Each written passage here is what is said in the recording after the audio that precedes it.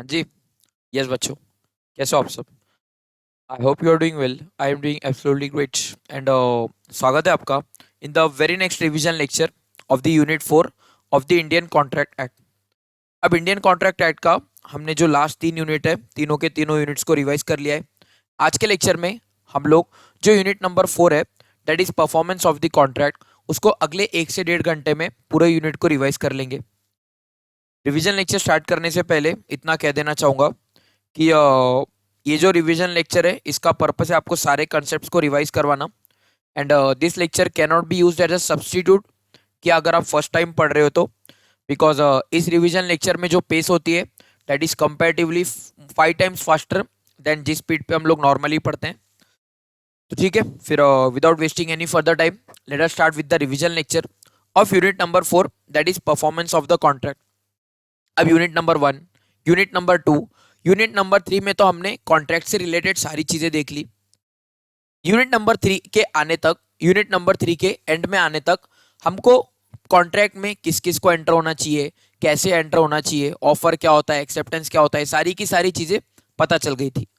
अब इस लेक्चर में, इस चैप्टर में हमको देखना है परफॉर्मेंस ऑफ द कॉन्ट्रैक्ट।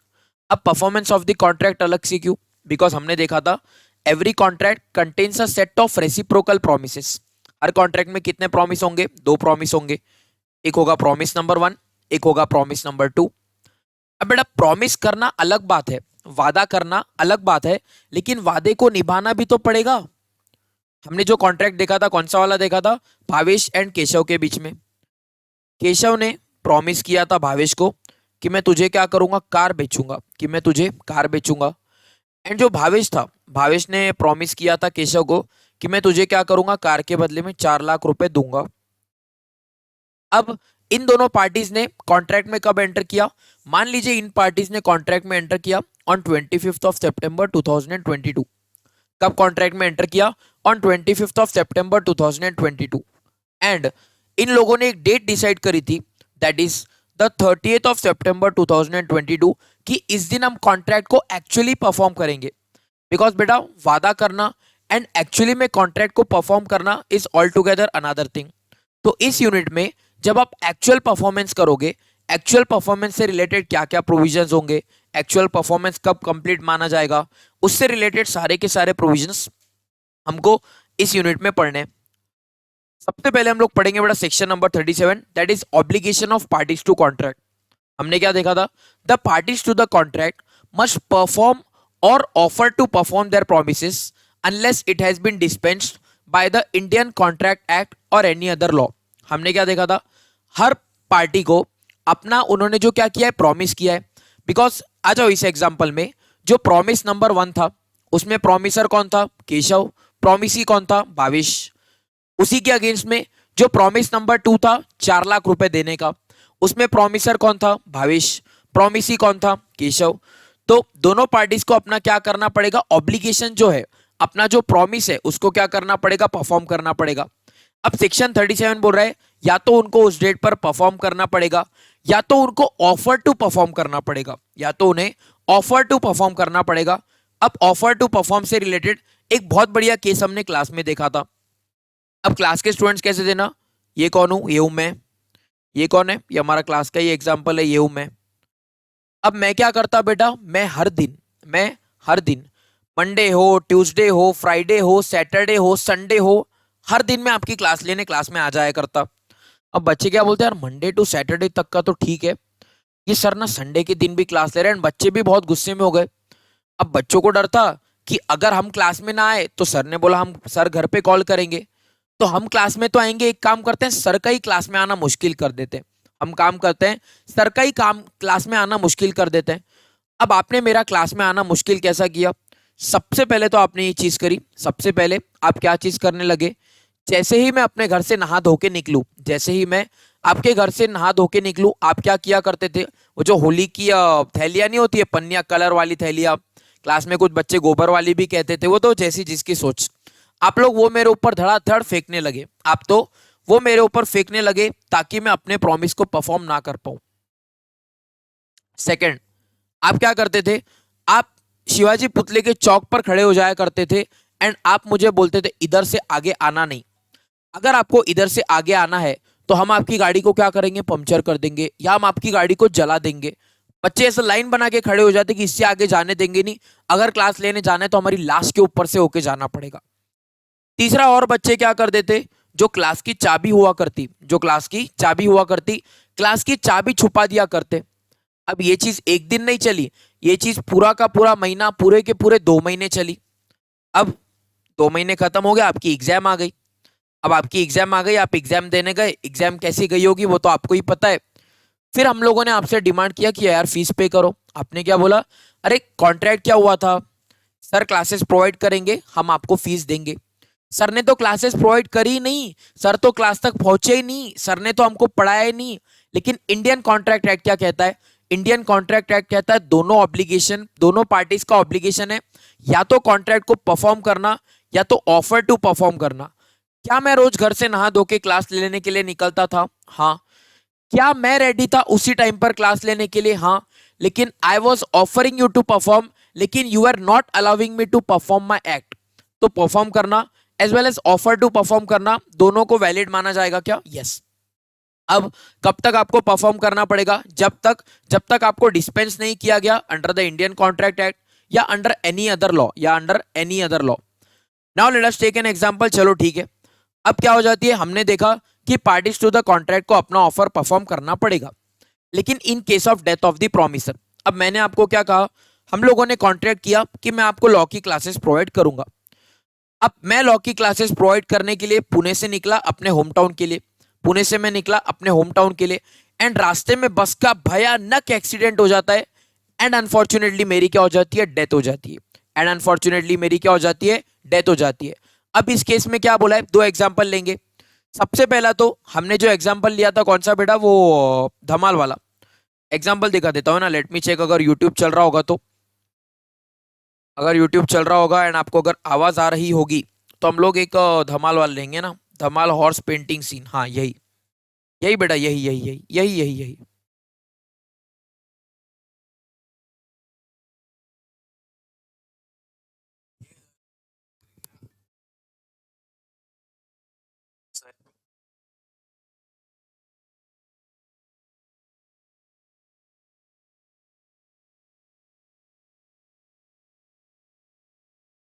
नहीं होता, बहुत शॉकिंग है दैट, शॉकिंग। छोड़िए ना भाई साहब, फटाफट पैसे दे दीजिए। बिल्कुल, अंकल की भटकती आत्मा को शांति मिल जाएगी। करेक्ट, पता नहीं कहाँ भटक रही है। पापा की पेंटिंग, हमारे पैसे, ये 20, थैंक यू। ये लो 19, ये हाथ में पकड़ी। वो 1000 गुड लक का दे दीजिए। Thank you very much. नमस्ते। ये मैंने से पेंटिंग लाया, खोल के देखो तो सही। ए रुको, देखो यार, अभी डिस्काउंट मत मांगना यार। ये क्या है? पेंटिंग है और क्या है? ओ, किस चीज की पेंटिंग है ये? घास खाते हुए घोड़े की पेंटिंग है। अच्छा, तो इसमें घास कहाँ है? ओ, घास तो घोड़ा घोड़ा खा गया ना। तो घोड़ा कहाँ है? अब घास खाने के बाद घोड़ा क्यों रुकेगा? वो तो चला गया। क्यों भाई? सही बात है, सही बात है। चला गया वो, सही बात, चला गया। हम चलते हैं। ओके, नमस्ते नमस्ते, थैंक यू। आप टेंशन बिल्कुल मत लो, घास एक बार फिर उगेगी ना तो घोड़ा अपने आप वापस आ जाएगा।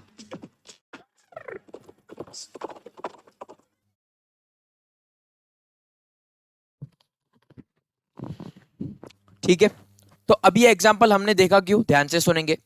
अब इस केस में, in case of death of the promisor, जो घास खाड़े हुए घोड़े की पेंटिंग थी, दो प्रॉमिस थे। एक तो इन लोगों ने प्रॉमिस किया था उसके फादर को कि हम पेंटिंग बेचेंगे, एंड उसके फादर ने प्रॉमिस किया था पैसे देने का।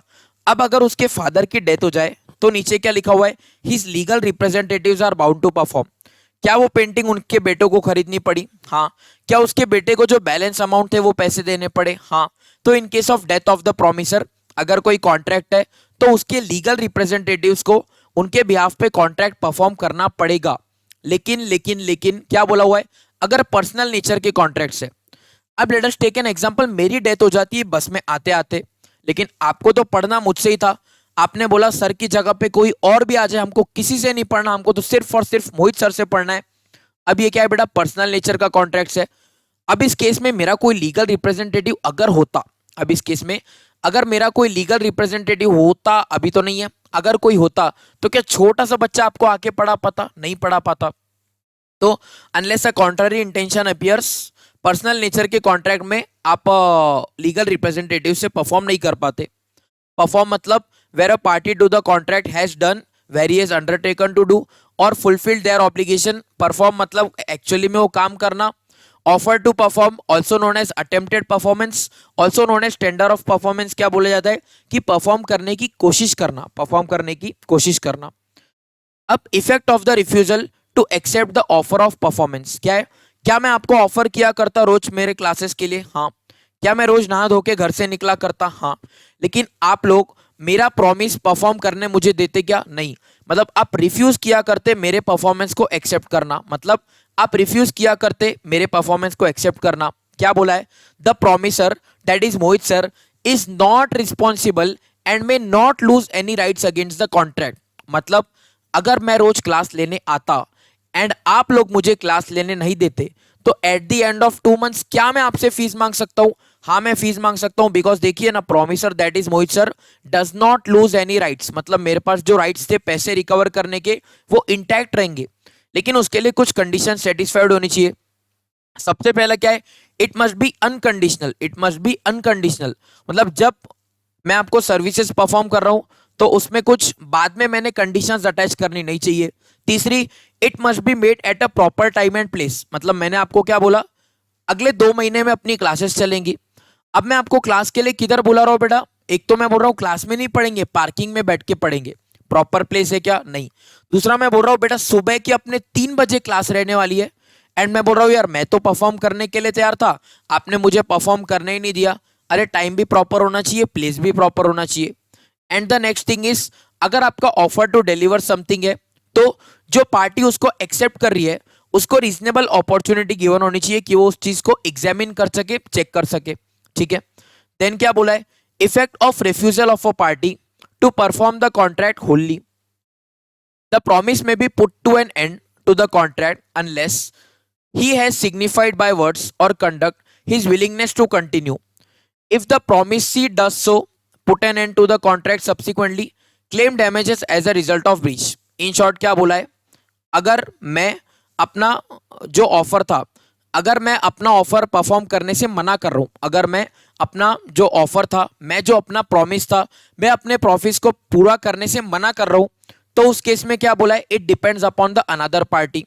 या तो मैंने अपने वर्ड से सिग्निफाई कर दिया कि मैं कॉन्ट्रैक्ट परफॉर्म नहीं करना चाहता हूं, या तो मैंने अपने कंडक्ट से, अपने बर्ताव से बता दिया कि मैं अपने प्रॉमिस को परफॉर्म नहीं करना चाहता हूं। तो जो अदर पार्टी है दैट इज प्रॉमिसी है, उसके पास रहेगा कि वो कॉन्ट्रैक्ट को पुट एन एंड कर दे, तभी एंड क्या करे? डैमेजेस क्लेम करे, एंड तभी बाद में क्या करे? डैमेजेस क्लेम करे। लेकिन आज मैं मना कर रहा हूं ना, तो आज ही आप क्या कर सकते हो? कॉन्ट्रैक्ट को खत्म करके डैमेजेस क्लेम कर सकते हो। आज आपने बोला कंटिन्यू करो, चलेगा, कोई दिक्कत नहीं है, एंड सब्सिक्वेंटली आप आके बोल रहे हो कि आज कॉन्ट्रैक्ट को पुट एन एंड करना है, ऐसा चलेगा क्या? नहीं चलेगा। एग्जाम्पल ले हम लोग, कौन सा एग्जाम्पल लिया था हम लोगों ने क्लास में? एक था singer that is Farhan Akhtar, and एक था विजय माल्या। एक तो सिंगर था फरहान अख्तर, एक तो कौन था? विजय माल्या, एक बहुत बड़े होटल का मालिक।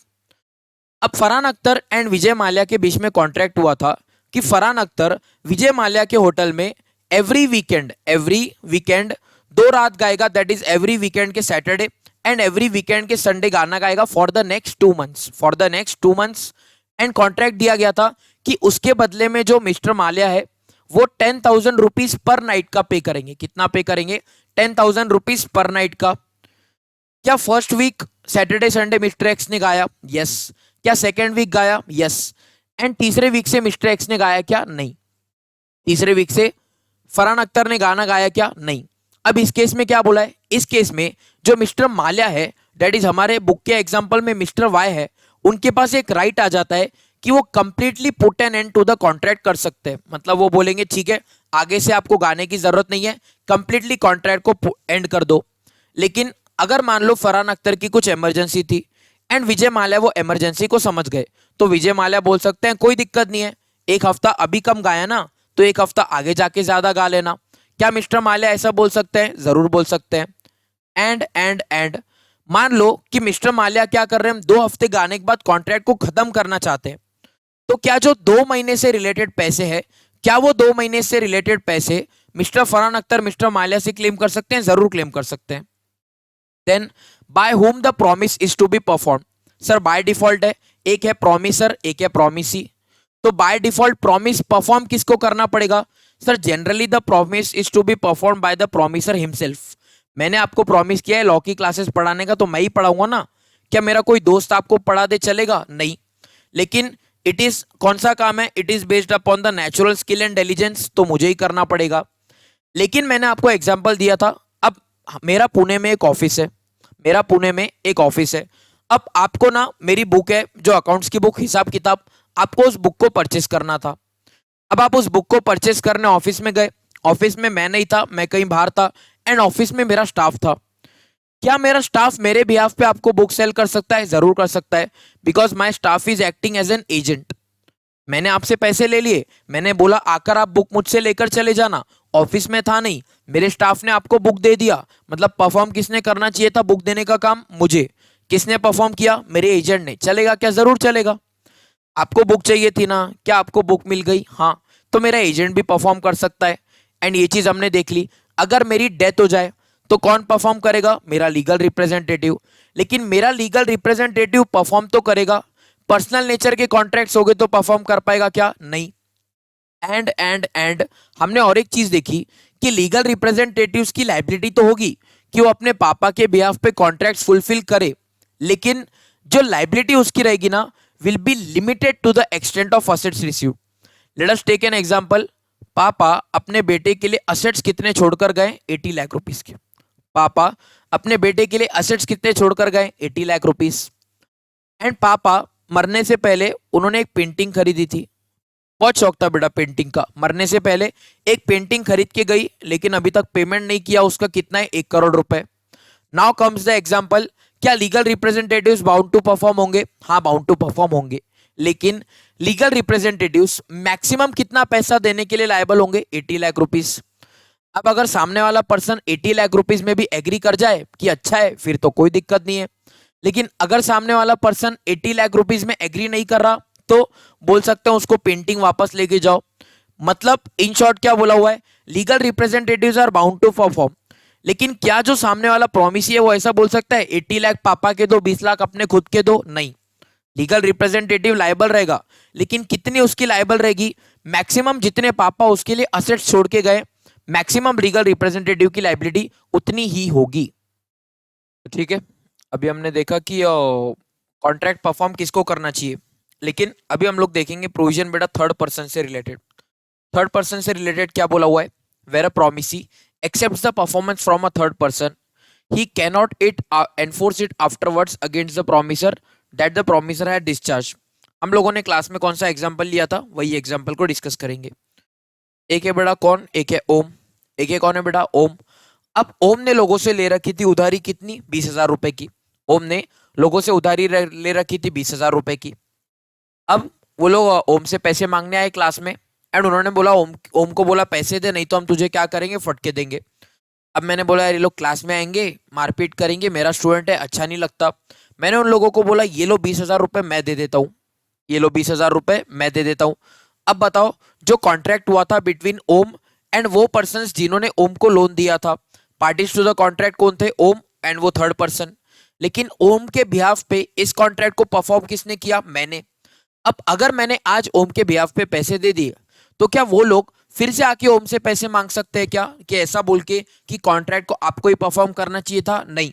ओम के बिहाफ पे मैंने कॉन्ट्रैक्ट को परफॉर्म कर दिया ना, तो हम लोगों ने देखा था कि मेरे एंड ओम के बीच में बाय डिफॉल्ट एक कॉस्टली कॉन्ट्रैक्ट हो चुका है। अब ओम एंड थर्ड पर्सन के बीच के जो कॉन्ट्रैक्ट है वो खत्म हो गया, एंड मेरे एंड ओम के बीच में एक कॉस्टली कॉन्ट्रैक्ट में एंटर हो चुका है। And under the terms of costly contract Om is liable to pay me back the 20,000 rupees. ठीक है, ये देखा हमने थर्ड पर्सन। देन हमने देखा था बेटा जॉइंट प्रोमिसर। देन हमने क्या देखा था? Joint promisor. जॉइंट प्रोमिसर का एग्जांपल क्या है? हमने देखा था कि हमारी एक फर्म है MSD and associates. MSD and associates firm में कितने पार्टनर है? 5 पार्टनर है, M1, M2, S1, S2 and D. हम कौन है, 5 MSD एंड एसोसिएट्स एक फर्म है जिसमें हम लोग 5 पार्टनर्स है। अब हमको हमारी क्लास, हमको क्या करना था, हमको एक क्लास कंस्ट्रक्ट करवानी थी। हमारे पास जमीन थी, हमारे पास एरिया था, हमको उसमें क्या करवाना था, क्लास कंस्ट्रक्ट करवाना था। मतलब बोर्ड फिटिंग करवाना है, बेंचेस बनवाने हैं, पूरे के पूरे सेटअप करवाना है ना, पीओपी का काम करवाना है, इलेक्ट्रिशियन का काम करवाना है, हमको क्लास बनानी थी। हमने ढूंढा एक कॉन्ट्रैक्टर एंड कॉन्ट्रैक्टर ने हमें कोटेशन दिया कितना, 10 लाख रुपीस का। कॉन्ट्रैक्टर ने हमें कोटेशन कितना दिया, 10 लाख रुपीस का। अब ये 10 लाख रुपीस पे करने के लिए हम सब जॉइंट प्रोमिसर्स है, हम सब ने जॉइंटली मिलके एक प्रॉमिस किया है, एक वादा किया है कॉन्ट्रैक्टर को कि आप हमें क्लास बना के दो एंड उसके बदले में हम आपको टोटल 10 लाख रुपीस देंगे। अब जो टोटल 10 लाख रुपीस पेबल है, ये टोटल 10 लाख रुपीस पेबल कैसा है, ध्यान से देखेंगे। M1 इज लाइबल टू पे 2 लाख, M2 भी 2 लाख, S1 भी 2 लाख, S2 भी 2 लाख, और D भी 2 लाख। हर पार्टी 2 लाख ईच करके जॉइंटली लाइबल है टू पे द कॉन्ट्रैक्टर कितना, ₹10 लाख।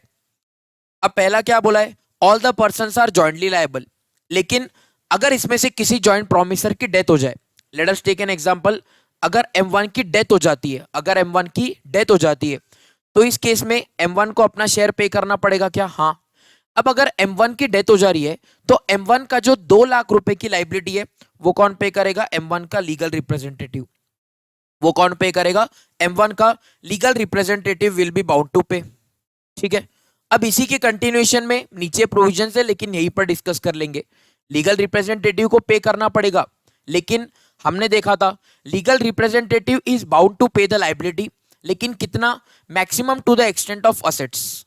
अब let us take an example कि M1 अपने लीगल रिप्रेजेंटेटिव के लिए असेट्स कितने छोड़ के गए, सिर्फ और सिर्फ 1,40,000 रुपए के। कितने छोड़कर गए, सिर्फ और सिर्फ 1,40,000 के।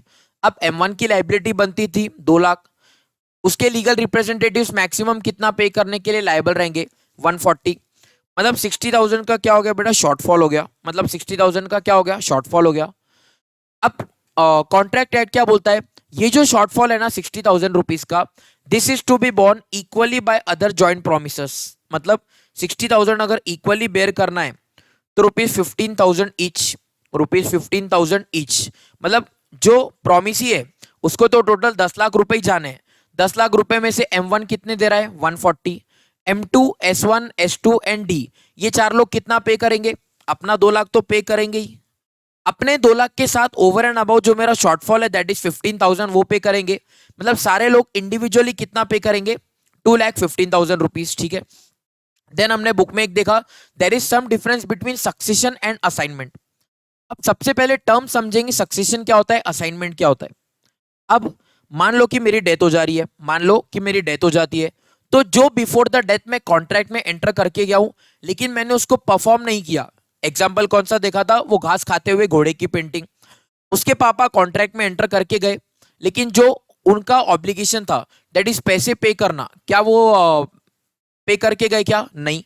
तो डेथ के बाद जब आपके लीगल रिप्रेजेंटेटिव पे बात आती है उसको कहा जाता है सक्सेशन। एंड अगला केस क्या होता है, असाइनमेंट। अब असाइनमेंट का एक प्रोविजन ना हमने यूनिट नंबर 3 में देखा था। एग्जाम्पल फिर से आपको रिकॉल करवा देता हूं, जिस केस में सागर सर को 2 लाख रुपए की रिक्वायरमेंट थी। पहले सागर सर ने दीपक सर को कॉल किया, उन्होंने कॉल उठाया क्या, नहीं। फिर सागर सर ने मुझे कॉल किया, मैंने दीपक सर को कॉल किया, सर ने मेरा कॉल उठा लिया एंड मैंने दीपक सर से 2 लाख रुपए लिए, मैंने वही 2 लाख रुपए सागर सर को दे दिए। अब हम लोगों की पोजीशन क्या है, Sagar sir is liable to pay me 2 lakh, I am liable to pay Deepak sir 2 lakh. मैंने क्या किया, इस डेट को असाइन कर दिया। मतलब मैंने सागर सर को बोला आप मुझे दोगे, मैं दीपक सर को दूंगा, एक काम करो आप डायरेक्टली ना दीपक सर को दे दो। मैंने क्या किया, बेनिफिट को असाइन कर दिया। मैंने क्या किया, बेनिफिट को असाइन कर दिया। अब ये चीज इंपॉर्टेंट है, ध्यान से देखेंगे। अगर सक्सेशन है, सक्सेशन मतलब आपके जो सक्सेसर्स है, आपके जो पिताजी है, आपके पिताजी आपके लिए कुछ लाइबिलिटीज छोड़ के जाएंगे, वो भी आपको बेयर करनी पड़ेंगी। आपके पिताजी आपके लिए कुछ बेनिफिट्स, असेट्स छोड़ के जाएंगे, तो भी उस पर किसका हक होगा, आपका होगा। लेकिन लाइबिलिटीज लिमिटेड होंगे to the extent of assets inherited. लेकिन असाइनमेंट के केस में क्या मैं किसी को अपने राइट असेट्स असाइन कर सकता हूं, यस। एग्जांपल देखा था, मेरे पास राइट टू रिसीव था, मैंने अपना right to receive 2 lakh rupees जो राइट मेरे पास था, मैंने वो राइट किसको असाइन कर दिया था, दीपक सर को। तो राइट्स असाइन किया जा सकता है, लेकिन क्या लाइबिलिटीज असाइन की जा सकती है क्या, नहीं। अब लाइबिलिटीज असाइन करना मतलब अगर आप बोल रहे हो लाइबिलिटीज असाइन की जा सकती है तो आप लोगों ने क्या करना है, मुझे 5 लाख रुपए देने हैं एंड मैं लाइबिलिटी किसी थर्ड पर्सन को असाइन कर दूंगा, आप उससे जाके पैसे ले लेना, देना मुझे, ले लेना उससे जाके। चलेगा क्या सर? ऑब्वियसली नहीं चलेगा, ठीक है। देन हमने देखा था liabilities of the joint promisor and joint promisee. Devolution of joint liabilities क्या बोला है, अगर जॉइंट लाइबिलिटी कोई है 10 लाख रुपए तो उसको रिपे करने के सारे जो प्रोमिसर्स है वो क्या होंगे, जॉइंटली लायबल होंगे। एंड अगर किसी प्रोमिसर की डेथ हो जाए, अभी हमने देखा अगर किसी प्रोमिसर की डेथ हो जाए तो पैसा पे करने के लिए लायबल कौन रहेंगे, उसके लीगल रिप्रेजेंटेटिव। अब नीचे देखेंगे if any of the joint promisors may be compelled to perform. अब आ जाओ यही एग्जांपल में फिर से आते हैं, इसी एग्जांपल में फिर से आते हैं। अब एक दिन क्या हो गया ना, कॉन्ट्रैक्टर, क्या हम पांचों को पहचानता था क्या? नहीं, contractor D that is Deepak sir को अच्छे से पहचानता था। अब एक दिन क्या हो गया, कॉन्ट्रैक्टर चला गया दीपक सर के पास, कॉन्ट्रैक्टर चला गया दीपक सर के पास एंड उसने बोला सर माल खरीदना है, आप एक काम करो पूरा का पूरा 10 लाख रुपए आप ही पे कर दो, पूरा का पूरा 10 लाख रुपए आप ही पे कर देना। एंड अगर उसने दीपक सर को बोला कि 10 लाख रुपए दो नहीं तो मैं जाऊंगा नहीं, एंड दीपक सर ने उसको 10 लाख रुपए दे दिए। अब अगर आज हमारे बिहाफ पे जॉइंट प्रोमिसर्स के केस में अगर किसी एक जॉइंट प्रोमिसर ने पूरा का पूरा कॉन्ट्रैक्ट परफॉर्म कर दिया है तो जो अदर जॉइंट प्रोमिसर्स है that is M1, M2, S1 and S2 हमको अपना अपना हिस्सा जो 2 लाख रुपए होगा जो हम पहले कॉन्ट्रैक्टर को पे करने वाले थे, अब हमें वही हिस्सा किसको पे करना पड़ेगा, दीपक सर को। हमको किसको पे करना पड़ेगा, दीपक सर को। वो तो अंडरस्टूड है, वो तो कॉमन सेंस है। एंड शेयरिंग ऑफ लॉस, ये भी हम लोगों ने बात किया, अगर मेरी डेथ हो जाती है तो आप मेरे लीगल रिप्रेजेंटेटिव से पैसा ले सकते हो, मैक्सिमम कितना, जितना मैं असेट्स छोड़कर गया हूं। अब अगर मेरा लाइबिलिटी ज्यादा है एंड मैं असेट्स कम छोड़ के गया हूं तो जितना भी शॉर्टफॉल है, हमने एग्जांपल देखा लाइबिलिटी थी 2 लाख की, असेट में छोड़ के गया था 140, तो जितना भी शॉर्टफॉल है 60,000 का, ये जो लॉस हुआ है डिफॉल्ट के कारण, ये लॉस बाकी के लोग इक्वली बेयर करेंगे। मतलब बाकी के 4 पार्टनर्स 15,000 रुपीज ईच बेयर करेंगे। मतलब 2 लाख तो अपने देंगे ही, ओवर एंड अबाउ 15,000 ये वाले भी देंगे। अगला है right of the surety to recover payment from the principal. क्या बोला बड़ा, surety, rights of the surety to recover payment from the principal. Right of surety मतलब, अब श्योरिटी क्या होता है ना, इधर मान लो 5 लोग है, अब इधर क्या होता है ना, जो कॉन्ट्रैक्टर था उसको M1 के ऊपर भरोसा नहीं था, तो मैंने क्या बोला, एक काम करता हूं, मैं पैसे दूंगा, आपको मुझ पे भरोसा नहीं है ना, मैं क्या करता हूं, मेरे बिहाफ पे एक श्योरिटी अपॉइंट करता हूं। श्योरिटी मतलब बेटा गारंटर, जो पर्सन मेरे बिहाफ पे गारंटी लेता है कि चिंता मत करो, अगर M1 ने पैसे नहीं दिए तो पैसा मैं ला के दूंगा। अब जैसा सोचा था वैसा ही हुआ, M1 ने पैसे नहीं दिए तो उस टाइम पे कॉन्ट्रैक्टर को पेमेंट किसने कर दिया, श्योरिटी ने। तो क्या अब श्योरिटी के पास राइट आ जाएगा कि वो M1 से अपने 2 लाख रिकवर करे? जरूर राइट रहेगा। सारे के सारे कॉमन सेंस है, सारा का सारा कॉमन सेंस है। Then effect of release of one of the joint promisor. अब release of one of the joint promisor का इंपॉर्टेंट केस है, बच्चे कंफ्यूज हो जाते हैं, ध्यान से सुनेंगे। अब इधर हमने ऑप्शन दिया है बेटा प्रोमिसी को, अब इधर हमने ऑप्शन दिया है बेटा प्रोमिसी को, दैट इज कॉन्ट्रैक्टर को, कि अगर वो चाहे तो किसी भी प्रोमिसर को क्या कर सकता है बेटा, डिस्चार्ज कर सकता है। डिस्चार्ज करना मतलब माफ करना, डिस्चार्ज करना मतलब माफ करना। मतलब कॉन्ट्रैक्टर ने, मान लो कॉन्ट्रैक्टर के बहुत अच्छे रिलेशंस थे पार्टनर S1 के साथ, कॉन्ट्रैक्टर ने S1 को क्या बोला, आप अपने 2 लाख रुपए मत दो, आपके 2 लाख रुपए माफ, आप अपने 2 लाख रुपए मत दो, आपके 2 लाख रुपए माफ। मतलब पहले जो कॉन्ट्रैक्टर को टोटल 10 लाख रुपए मिलने वाले थे, अगर उसने एक प्रोमिसर के 2 लाख रुपए माफ कर दिए, मतलब अभी हमको कितना पे करना पड़ेगा उसको, 8 लाख रुपए। कितना पे करना पड़ेगा, 8 लाख। अब ध्यान से सुनेंगे, कॉन्ट्रैक्टर ने जो बोला कि 2 लाख रुपए माफ हो गए, S1 के 2 लाख रुपए माफ हो गए, तो इस केस में क्या बोला हुआ है, ध्यान से सुनेंगे।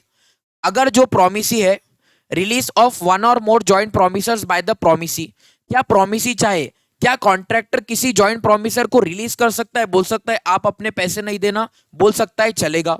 लेकिन it does not discharge other promisors from their obligation against the promisee. ध्यान से सुनेंगे, अगर प्रोमिसी ने S1 को बोला कि आप अपने 2 लाख रुपए पे नहीं करना, तो क्या बाकी के लोग ऑब्लिगेशन उठा सकते हैं कि उसको भी माफ किया हमको भी करो? नहीं, वो तो प्रोमिसर एंड S1 के रिलेशन, प्रोमिसी एंड S1 के रिलेशन अच्छे थे तो उसको माफ कर दिया गया। अब उसके रिलेशन अच्छे होने के कारण आप फायदा नहीं उठा सकते, आपको अपने 2 लाख रुपए तो पे करने ही पड़ेंगे। एंड ये बहुत इंपॉर्टेंट प्रोविजन जो बहुत सारे लोगों को पता नहीं है, बहुत सारे लोग कंफ्यूज कर जाते हैं इस प्रॉमिसर S1 की लाइबिलिटी खत्म हो गई टुवर्ड्स द प्रॉमिसी, हाँ, लेकिन क्या प्रॉमिसर S1 की लाइबिलिटी खत्म हो गई टुवर्ड्स अदर प्रॉमिसर्स? नहीं। मतलब क्या बोला गया है, हमने टोटल कितना पे किया, 8 लाख रुपए। मान लो M1 M2 S2 and D ने इंडिविजुअली 8 लाख रुपए क्या किया, 2-2 लाख रुपए ईच 8 लाख रुपए पे कर दिया। अब जो कॉन्ट्रैक्टर क्लास बना के देगा, क्या उस क्लास में हम पांचों लोग बेनिफिट होने वाले हैं? हाँ। इसीलिए क्या बोला हुआ है, भले S1 is discharge from the liability towards the contractor, लेकिन S1 is not discharge against the liability towards other promisors. मतलब इन्होंने कितना पे किया, 8 लाख रुपए। 8 लाख रुपए डिवाइडेड बाय 5 कितना बनना चाहिए था, 160। चारों ने कितना पे किया है, 2 लाख 2 लाख 2 लाख 2 लाख। तो अब S1 को क्या करना पड़ेगा, 40,000 रुपीज ईच पे करना पड़ेगा M1 M2 S2 and D को। क्या समझे हमने, ध्यान से देखेंगे। अगर जॉइंट प्रॉमिसर कोई भी लायबल, कोई भी माफ कर दिया गया बाय द जॉइंट प्रॉमिसी, आप माफ किए गए हो बाय द जॉइंट प्रॉमिसी, आप उसको पैसे मत दो, लेकिन you are not discharge against the liability from other joint promisors. समझ गए, yes. Then the rights of the joint promisee, अब ऐसे हो सकता है ना, जॉइंट प्रॉमिसी भी हो सकता है, जैसे कि एग्जांपल, अब यही एग्जांपल को लेंगे, इसी कॉन्ट्रैक्ट में 2 प्रॉमिस थे। अगर जॉइंट प्रॉमिसर्स क्या है, पैसा पे करने के लिए M1 M2 S1 S2 and D joint promiser है, एंड ये जॉइंट एंड ये प्रॉमिसी है। लेकिन सर जो क्लास कंस्ट्रक्ट करके देना है, जो क्लास बना के देना है, इस केस में कॉन्ट्रैक्टर प्रॉमिसर है and M1 M2 S1 S2 and D क्या है बेटा, जॉइंट प्रॉमिसी है। ये लोग क्या है बेटा, जॉइंट प्रॉमिसी है। तो ध्यान से देखेंगे, performance of the contract joint promisee के केस में, अगर मान लो कि हम 5 पार्टनर्स थे, हम 5 जॉइंट प्रॉमिसर्स थे, हम 5 जॉइंट प्रॉमिसीज थे। अब अगर पांचों में से क्या कोई एक भी चाहे तो क्या वो परफॉर्मेंस को बोल सकता है? हाँ। मतलब अगर मान लो 4 जॉइंट प्रोमिसेस बाहर है एंड सिर्फ M2 with in the city है, तो क्या M2 कॉन्ट्रैक्टर को बोल सकता है कि आप कॉन्ट्रैक्ट परफॉर्म करो? हाँ। एंड क्या उसको कॉन्ट्रैक्ट परफॉर्म करना पड़ेगा? हाँ। सिमिलरली वैसा ही होगा कि अगर एक पार्टनर की, एक प्रोमिसर की डेथ हो जा रही है, तो आप उसका शेयर उसके लीगल रिप्रेजेंटेटिव से मांग रहे हो। इसी केस में सर अगर किसी प्रोमिसी की डेथ हो जाए, तो क्या उसका लीगल रिप्रेजेंटेटिव कॉन्ट्रैक्टर को जाके बोल सकता है आप अपना काम पूरा करो? जरूर बोल सकता है। बोल सकता है क्या बेटा? जरूर बोल सकता है। रीजन क्या है सर? रीजन सिंपल है, क्यों बोल सकता है? बिकॉज अगर आप जॉइंट प्रोमिसर्स से लाइबिलिटी ले सकते हो, तो जो बेनिफिट्स है उनके, क्या आपको जॉइंट प्रोमिसर्स को बेनिफिट्स भी देने पड़ेंगे? जरूर देने पड़ेंगे। अब बात करेंगे time and place of performance of the promise की। क्या बोला हुआ है? Time and place of performance of the promise. Promise आपको परफॉर्म करना पड़ेगा। टाइम मतलब कब परफॉर्म करना पड़ेगा, प्लेस मतलब कैसे परफॉर्म करना पड़ेगा। अब बुक में एक पेज में अच्छे खासे प्रोविजंस लिखे गए, लेकिन हम लोग चार्ट के थ्रू रिवाइज कर लेंगे। चार्ट, जिन स्टूडेंट्स के पास ये चार्ट नहीं है नोट करके ले लेना, बहुत सिंपली रिवाइज हो जाएगा। सबसे पहले बात करेंगे बेटा टाइम ऑफ परफॉर्मेंस की। सबसे पहले बात करेंगे टाइम ऑफ परफॉर्मेंस, मतलब आपको कॉन्ट्रैक्ट परफॉर्म कब करना चाहिए। टाइम ऑफ परफॉर्मेंस मतलब आपको कॉन्ट्रैक्ट परफॉर्म कब करना चाहिए। इट विल डिपेंड अपॉन, क्या आपके कॉन्ट्रैक्ट के टर्म्स ऐसे है कि आपको अप्लाई करना पड़ेगा। एप्लीकेशन मतलब क्या होता है बेटा? पूछना। एप्लीकेशन मतलब क्या होता है? पूछना। मतलब क्या परफॉर्म करने के लिए आप लायबल हो कि आप अपने प्रोमिसर से पूछो कि क्या आप अभी प्रॉमिस कर सकते हो, क्या आप अभी परफॉर्म कर सकते हो। अगर आपको टाइम ऑफ परफॉर्मेंस के लिए एप्लीकेशन करने की जरूरत है, मतलब आज मैं प्रोमिसर हूं, आज मैंने प्रोमिसी को अप्लाई किया, आज मैंने प्रोमिसी को पूछा क्या मैं आज अपना परफॉर्मेंस करूं, एंड प्रोमिसी ने मुझे हाँ बोल दिया, तो मुझे अपना काम परफॉर्म करना पड़ेगा with in the usual hours. With in the usual hours मतलब जो वर्किंग आवर्स होते हैं तब आप अपना काम परफॉर्म करो। लेकिन अगर एप्लीकेशन करने की जरूरत नहीं है, अगर पूछने की जरूरत नहीं है, इस केस में 2 केसेस होंगे। अगर कॉन्ट्रैक्ट में ही पहले से टाइम स्पेसिफाई कर दिया है कि टाइम कॉन्ट्रैक्ट में पहले से स्पेसिफाइड है कि सितंबर 22 से लेके तो दिसंबर 22 तक मैं कॉन्ट्रैक्ट परफॉर्म करूंगा क्लासेस प्रोवाइड करने का, अगर टाइम स्पेसिफाइड है तो उसी टाइम पे करना चाहिए, लेकिन with in the usual hours. मतलब मैं बोला मैं सितंबर से दिसंबर क्लास पढ़ाऊंगा, मैं क्लास पढ़ाने के लिए रेडी था, लेकिन मैंने क्या बोला, सुबह के 3 बजे क्लास होगी, रात के 12:30 बजे क्लास होगी, यूजुअल आवर्स है क्या? नहीं। वो टाइम चलेगा क्या? नहीं। एंड अगर टाइम स्पेसिफाइड नहीं है, एंड अगर कॉन्ट्रैक्ट में आपने टाइम स्पेसिफाई नहीं करके रखा, तो कब होना चाहिए बेटा? रीजनेबल टाइम में। कब होना चाहिए? रीजनेबल टाइम में। जैसे कि हमने देखा अगर फ्रूट सेल करने का है तो रीजनेबल टाइम 1 या 2 दिन का हो जाएगा। अगर कोई नॉन पेरिशेबल आइटम्स है तो रीजनेबल टाइम अकॉर्डिंगली क्या होता रहेगा? चेंज होता रहेगा। ये हो गया टाइम से रिलेटेड। अब बात करेंगे प्लेस ऑफ परफॉर्मेंस, परफॉर्म किधर करना है। अब अगर कॉन्ट्रैक्ट में प्लेस लिख के दे दिया, कहां परफॉर्म करना है स्पेसिफाई कर दिया, तो उसी जगह पे। अगर स्पेसिफाई नहीं किया तो किधर होना चाहिए, एट यूजुअल प्लेस। मतलब आप कॉन्ट्रैक्ट करना है मुझसे क्लासेस के लिए। अब आप मुझसे थोड़ी पूछोगे कि सर क्लास कहाँ होगी, ऑब्वियसली मेरी एक क्लास है तो उधर ही क्लासेस होंगी ना। अब ना आपने पूछा ना मैंने आपने कहा आप क्लास पढ़ने आए, मैंने क्या बोला, चलो बेटा आज पार्किंग में पढ़ते हैं। मैंने क्या बोला, चलो बेटा आज अपन पार्किंग में पढ़ेंगे, बिकॉज प्लेस तो स्पेसिफाइड नहीं थी। अरे प्लेस स्पेसिफाइड नहीं है, लेकिन यूजुअल प्लेस जनरली क्लास किधर होती है, क्लास में। तो आपको भी किधर कंडक्ट करनी चाहिए, क्लास में। अगर मैंने बोला पार्किंग में क्लास कंडक्ट होगी, आप मानने के लिए लायबल हो क्या, नहीं, आप मानने के लिए लायबल नहीं हो। ये हो गया time and place of performance. अब ये क्या होता है, परफॉर्मेंस ऑफ रेसिप्रोकल प्रॉमिस। अब रेसिप्रोकल प्रॉमिस तो हमने नाम सुना है, every contract is an agreement enforceable by law. And agreement क्या होता है, agreement is a set of reciprocal promises forming consideration for each another. तो क्या बोला है, अगर हमारा रेसिप्रोकल प्रॉमिस ऐसा है जिस केस में both the parties are bound to perform their contract simultaneously. Example हमने कौन सा लिया था, आप क्या करते हो, आप फ्लिपकार्ट से कैश ऑन डिलीवरी पे एक ऑर्डर मंगवाते हो। अब वो पर्सन आपके प्रीमाइसेस तक वो गुड्स को लेकर आ जाता है। अब इस केस में रेसिप्रोकल प्रॉमिसेस है, मैं एज अ कस्टमर मैंने क्या प्रॉमिस किया है, आप गुड्स लेकर आओ मैं आपको पैसे दे दूंगा।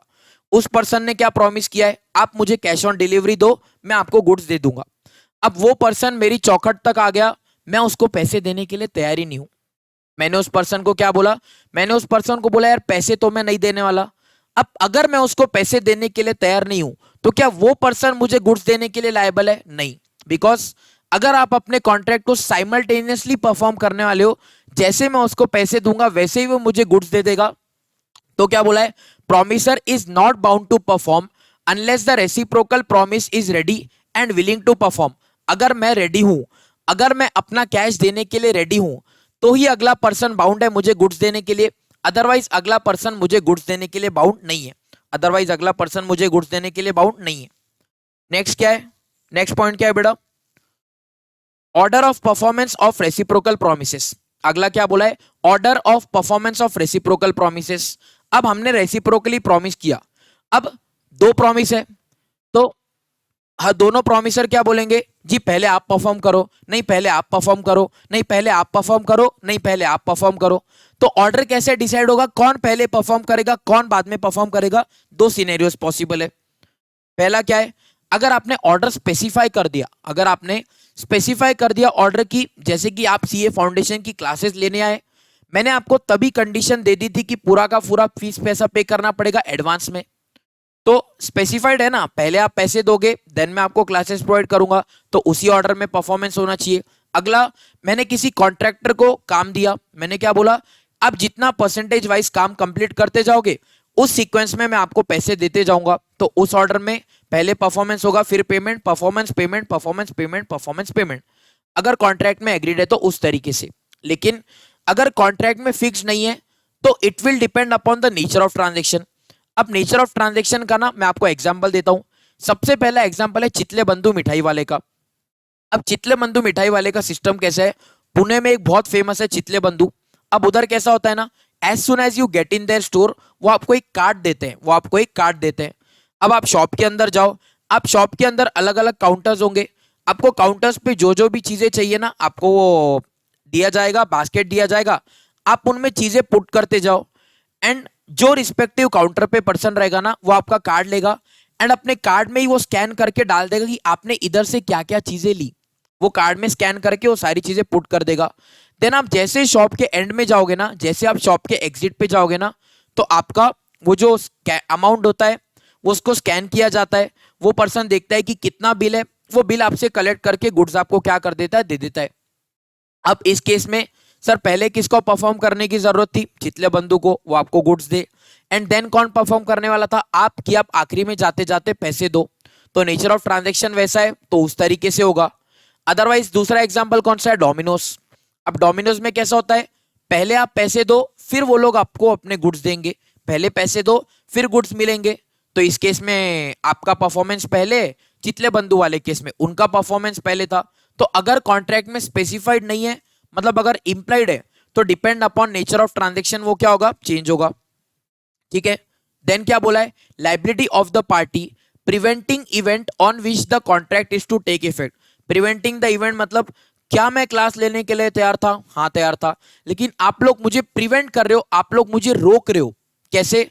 मेरे ऊपर पन्नी फेंक के, क्लासेस की चाबी छुपा के, गाड़ी को जला देने का डर देख के। अब इस केस में क्या बोला हुआ है, अगर आप मुझे प्रिवेंट कर रहे हो ना, so the contract is voidable at the option of party prevented. मतलब मेरे ऑप्शन पे क्या होगा, कॉन्ट्रैक्ट वॉइडेबल होगा। मतलब मैं बहुत ज्यादा गुस्सा हो गया, मैं बोला कैसे नालायक बच्चे, मैं गुरु हूं, पुराने जमाने में गुरु द्रोणाचार्य के लिए अपना अंगूठा काट के देने के लिए लोग तैयार थे, मेरे को तो ये लोग अंगूठा काट के देना तो दूर, मेरा ही अंगूठा काटने की बात कर रहे हैं।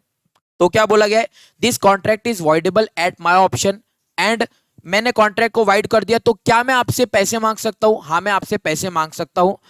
At the option of me the contract is voidable. मैं चाहूं तो कॉन्ट्रैक्ट को वॉइड करूं एंड आपसे पैसे मांगू, या मैं मान लो बहुत अच्छा इंसान था, मैंने क्या बोला, अरे बच्चे बचपना है, रोज क्लास नहीं लेंगे, एक काम करते हैं 2-3 दिन छुट्टी लेते हैं, 2-3 दिन छुट्टी दूंगा तो चुपचाप अगले दिन से आके क्लास में बैठ जाएंगे। तो मैंने बोला कॉन्ट्रैक्ट को वैलिड करना है तो वैलिड, मैंने बोला कॉन्ट्रैक्ट को वॉइड करना है तो वॉइड, है ना। अगला क्या बोला है, effect of default as to that promise which should be perform just in the contract containing reciprocal promises. Example क्या दिया हुआ है सर, एग्जाम्पल दिया है, मैंने क्या करी है ना, एक शिप हायर करी है, मैंने क्या करी है बेटा, एक शिप हायर करी है। ये देखो एक शिप है एंड ये नीचे तालाब है। अब मैंने शिप को हायर करी है किस चीज के लिए, मैंने शिप को हायर किया, मैं किधर बैठा हूं बेटा, इंडिया में। अब मुझे क्या है बेटा, मुझे एक एक्सपोर्ट का ऑर्डर आया, मुझे क्या आया, एक एक्सपोर्ट का ऑर्डर आया। मैं थ्रू शिप ये गुड्स किधर भेजने वाला था बेटा, यूएसए में। अब मैंने किससे कॉन्ट्रैक्ट किया, मैंने कॉन्ट्रैक्ट किया ये जो शिप का मान लो ओनर था, है ना, जो शिप का ओनर था, मैंने उनके साथ क्या किया, कॉन्ट्रैक्ट किया कि आप मेरे गुड्स को यूएसए लेकर जाना, एंड हमने कॉन्ट्रैक्ट में एंटर कर दिया। अब इन लोगों को शिप से गुड्स यूएसए लेकर जाने के लिए क्या मेरी जिम्मेदारी है, मैं गुड्स उनको पोर्ट तक पहुंचा के दूं? हाँ।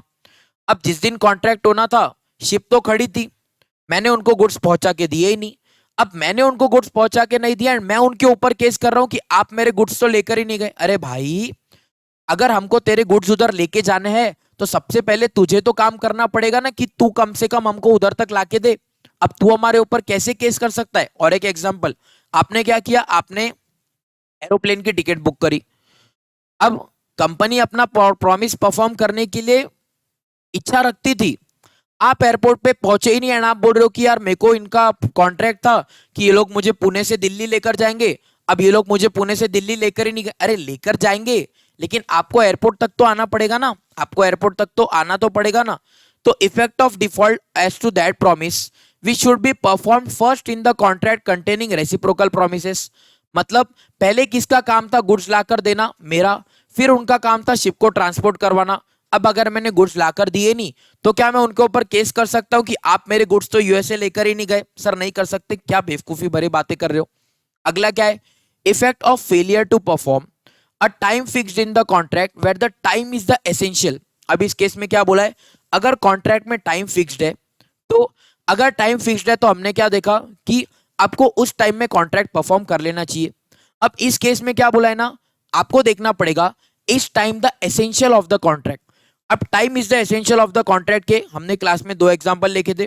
पहला देखा हमने सीए फाउंडेशन का क्लास, पहले देखा था सीए फाउंडेशन का क्लास। अब सीए फाउंडेशन दिसंबर 22 अटेम्प्ट के लिए बच्चों ने मुझे बोला सर क्रैश कोर्स प्रोवाइड कर दो सितंबर के मंथ में। अब सितंबर अक्टूबर नवंबर 3 महीने मेरा काम था क्लासेस प्रोवाइड करना। अब सितंबर में मैंने फीस ले ली, बोला कि यार 10 दिन से चालू करता हूँ, यार 15 दिन से चालू करता हूँ। देखते देखते देखते देखते सितंबर खत्म हो गया, देखते देखते अक्टूबर खत्म हो गया, देखते देखते 15 नवंबर आ गया। 15 नवंबर को बोल रहा हूँ आ जाओ बेटा क्रैश कोर्स की पढ़ाई करते हैं। अब बताओ, बच्चों ने फीस तो एडवांस में पे कर दिया, मैं उनको बस चला रहा हूँ। अब मेरा जो परफॉर्मेंस था, क्या टाइम इज द एसेंस? हाँ sir time is the essence, बच्चों के लिए टाइम इंपॉर्टेंट है, बच्चों के लिए अटेम्प्ट इंपॉर्टेंट है। अगर आप टाइम पे नहीं पढ़ा रहे तो किसका लॉस हो रहा है? बच्चों का लॉस हो रहा है। तो अगर time is the essence of the contract and मैं आपको नवंबर एंड में आके बोल रहा हूँ आ जाओ बच्चों 10 दिन में पूरा सिलेबस खत्म करेंगे, तो क्या बोला गया है, कॉन्ट्रैक्ट कैन बी अवॉइडेड। मतलब बच्चे क्या बोल सकते हैं, नहीं सर रहने दो, अभी हमको नहीं चाहिए, हमारा टाइम एसेंस था, टाइम बीत गया, अभी क्या फायदा, अभी आप हमको हमारी फीस वापस करो। दूसरा एग्जाम्पल हमने देखा था, पराठे के घर पे थी शादी। अब भराटे की शादी में धोखा ने दिया था कुर्ता सिलाने के लिए। अब शादी जिस दिन की थी, मैंने एक हफ्ता पहले शादी के कुर्ता सिलाने दे दिया। उसने क्या बोला, सर 2 दिन में देता हूँ, सर 2 दिन में देता हूँ। 2 दिन बीत गए नहीं दिया, 4 दिन बीत गए नहीं दिया, 5 दिन बीत गए नहीं दिया, एक हफ्ता हो गया, शादी भी हो गई, वो लोग हनीमून पे भी चले गए, उसको उसका कुर्ता मिला क्या, नहीं। अब इस केस में क्या बोला है, अगर time was the essence and अगर टाइम ही बीत चुका है तो कॉन्ट्रैक्ट क्या किया जा सकता है, अवॉइड किया जा सकता है, ठीक है, यस। लेकिन लेकिन लेकिन where time is not the essence of the contract, time is not the essence मतलब अब मान लो आपने क्रैश कोर्स लिया है मे के अटेम्प्ट के लिए, पूरे 4 क्लासेस के लिए आपने हमसे ज्वाइन किया है। अब हमने बोला था कि पहले मैथ्स चालू होगा फिर लॉ चालू होगा, लेकिन हमने अपनी रिक्वायरमेंट को देखते हुए पहले लॉ चालू कर दिया फिर बाद में मैथ्स चालू कर दिया। अब इस केस में क्या आप कॉन्ट्रैक्ट को अवॉइड कर सकते हो, नहीं बेटा, क्लास तो चल रही है ना, सीक्वेंस आगे पीछे है, टाइम इतना एसेंस नहीं है क्योंकि 6-7 महीने का टाइम है, हम टाइम तक आते आते आपका काम परफॉर्म कर देंगे। लेकिन इसमें भी क्या बोला हुआ है, अगर टाइम एसेंस नहीं है तो भी कितने टाइम में होना चाहिए, रीजनेबल टाइम में। मतलब ऐसा नहीं आप बोल रहे हो मैं मई के पहले खत्म कर दूंगा, लेकिन स्टार्ट कब करूंगा, मार्च में। 2-3 महीने में पूरे सब्जेक्ट पॉसिबल होंगे क्या कर पाना, नहीं। तब तो रिविजन होने चाहिए, तब तो टेस्ट होने चाहिए, ठीक है, यस। अगला क्या बोला है, acceptance of performance out of time, मतलब अगर टाइम बीत चुका है, अगर टाइम बीत चुका है तो अगर पार्टीज आपस में चाहे, अगर मियां बीवी राजी तो क्या करेगा, लॉ। मतलब time specified in the contract था, टाइम बीत चुका है, लेकिन आपने क्या बोला, सर आप हमको लायबल थे दिसंबर के लिए क्लासेस प्रोवाइड करने के, हमारे सर बाकी क्लासेस भी पूरे नहीं हुए हैं हमारी गलती के कारण, इसके लिए हम दिसंबर का अटेम्प्ट ही ड्रॉप कर रहे हैं, कोई दिक्कत नहीं है, आप हमको मई में पढ़ा देना। अब अगर टाइम बीत गया लेकिन प्रॉमिस ही स्टूडेंट खुद बोलने को तैयार है, सर कोई दिक्कत नहीं, आप दिसंबर के बाद पढ़ा देना, हम आ जाएंगे। अब अगर सामने वाला तैयार है तो आपको क्या दिक्कत है, अब अगर सामने वाला तैयार है तो आपको क्या दिक्कत है। तो अगर प्रॉमिस ही का इंटेंशन है, मैं बोल रहा हूं मैं जनवरी में क्लासेस दूंगा, आप बोल रहे हो कोई दिक्कत नहीं सर, अटेम्प्ट ड्रॉप कर रहे हैं, जनवरी में देंगे, तो फिर अगर मियां बीवी राजी तो क्या करेगा लॉ, ठीक है, यस। अगला क्या है, अगला is the agreement to do an impossible act.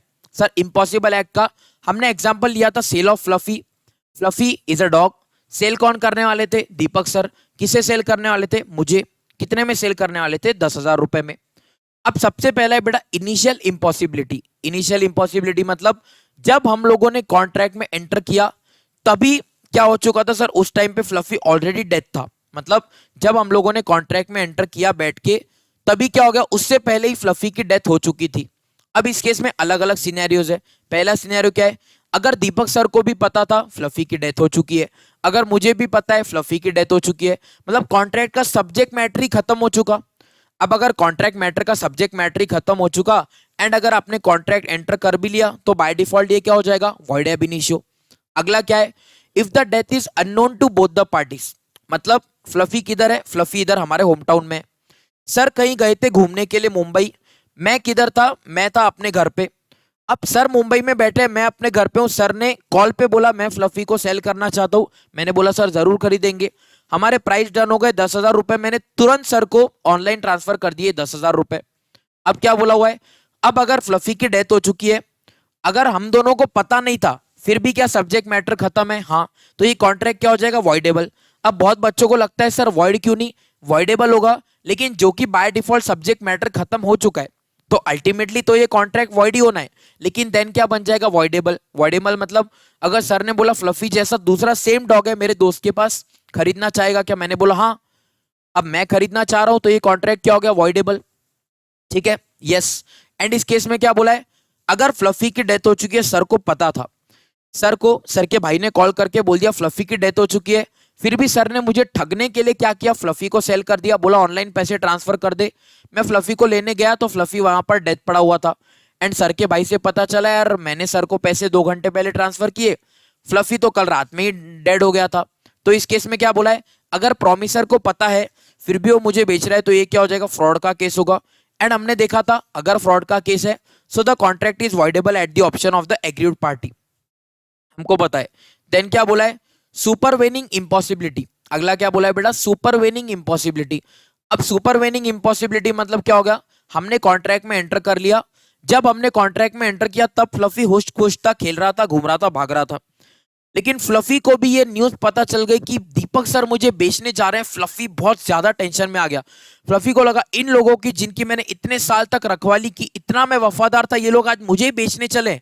Fluffy बहुत ज्यादा टेंशन में आ गया। फ्लफी गया सीधा बिल्डिंग के सेकंड फ्लोर पे, वहां से कूद के उसने क्या कर ली बेटा, आत्मदाह कर ली, है ना, पंचायत में बोलता है ना, उसमें क्या कर ली, आत्मदाह कर ली। अब फ्लफी ने अगर आत्मदाह कर ली तो कॉन्ट्रैक्ट में एंटर किया, लेकिन परफॉर्मेंस से पहले ही क्या हो गया, फ्लफी की डेथ हो गई। अब अगर फ्लफी की डेथ हो गई, वही होगा बेटा, आपका सब्जेक्ट मैटर ही खत्म हो गया, कॉन्ट्रैक्ट क्या हो जाएगा, वॉइड हो जाएगा। Then reciprocal promise to do certain things, section number 57 में, that are legal and some things that are illegal. मैंने तनिष्क को क्या बोला, 10,000 रुपए की फीस मैं तुझसे लूंगा, जिसमें से 5,000 रुपए की फीस रहेगी मैं तुझे लॉ पढ़ाऊंगा उसके लिए, एंड 5,000 रुपए की फीस रहेगी मैं तुझे बॉम्ब बनाना सिखाऊंगा। बेटा दिवाली के फटाके क्या नहीं, एटम बॉम्ब बनाना सिखाऊंगा, है मेरे पास वो नॉलेज। मैंने उससे 10,000 रुपए ले लिए। अब क्या बोला है, लॉ पढ़ाना लीगल है, बॉम्ब बनाना पढ़ाना इलीगल है। तो जितना भी कॉन्ट्रैक्ट लीगल है उसको आप एनफोर्स कर सकते हो, जितना इलीगल है उसको आप एनफोर्स नहीं कर सकते। मतलब मान लो आज तनिष ने मुझे पूरे 10,000 रुपए पे कर दिए, कल जाके अगर मैंने उसको लॉ की क्लासेस प्रोवाइड नहीं करी तो क्या वो मेरे ऊपर केस कर सकता है, हाँ जरूर कर सकता है, because this contract is enforceable. लेकिन कल जाके मैंने पैसे ले लिए एंड मैंने बॉम्ब बनाना नहीं सिखाया, तो क्या तनिष मेरे ऊपर केस कर सकेगा, केस नहीं कर सकेगा, बिकॉज ये कॉन्ट्रैक्ट ही वॉइड था एंड पार्टीज इसको एनफोर्स नहीं कर सकते। मतलब तनिष कोर्ट ऑफ लॉ के पास जाके ये रो नहीं सकता है कि सर उस इंसान ने मुझसे 10,000 रुपए लिए हैं, 5,000 रुपए लॉ की क्लास के एंड 5,000 रुपए बॉम्ब की क्लास के, मैं केस करना चाहता हूं दोनों के लिए। जज क्या बोलेंगे, लॉ की क्लास वैलिड कॉन्ट्रैक्ट है, केस कर सकते हो, बॉम्ब बनाने की क्लास इलीगल कॉन्ट्रैक्ट है, वॉइड है, आप उसके बेसिस पे केस कर सकते नहीं हो। तो बात करेंगे बेटा ऑल्टरनेटिव प्रॉमिस की, वेर वन बीइंग इलीगल। अब ऑल्टरनेटिव प्रॉमिस मतलब क्या, तनिष ने मुझे 5,000 रुपए एडवांस में दे दिए एंड ऑल्टरनेटिव प्रोमिसेस थे। ऑल्टरनेटिव प्रोमिसेस मतलब तनिष ने क्या बोला, मैं आज आपको 5,000 रुपए एडवांस में दे रहा हूँ, आपको लॉ पढ़ाना भी आता है, आपको बॉम्ब बनाना भी आता है, सर मेरे ऊपर डिपेंड रहेगा, अगर मुझे लगा कि पढ़ाई में बहुत स्कोप है तो मैं आपसे लॉ सीख लूंगा, अगर मुझे लगा कि बॉम्ब में बहुत स्कोप है तो मैं आपसे बॉम्ब बनाना सीख लूंगा। अब मान लो आज तनिष ने मुझे पैसे दे दिए, अगले 4 दिन बाद तनिष मुझे कंफर्म कर देता है कि सर मुझे आपसे लॉ पढ़ना है। अगर वो ऑल्टरनेटिव केस में एक ऑप्शन ऐसा है जो लीगल है, एक ऑप्शन ऐसा है जो इलीगल है। अब अगर जो प्रॉमिसी है वो डिसाइड करता है कि उसको लीगल प्रॉमिस को एनफोर्स करवाना है, तो ये चीज एनफोर्सिएबल होगी। एनफोर्सिएबल मतलब अगर तनिष को मुझसे लॉ पढ़ना है एंड मैं उसको लॉ नहीं पढ़ा रहा, तो क्या तनिष मेरे ऊपर केस कर सकता है, जरूर कर सकता है।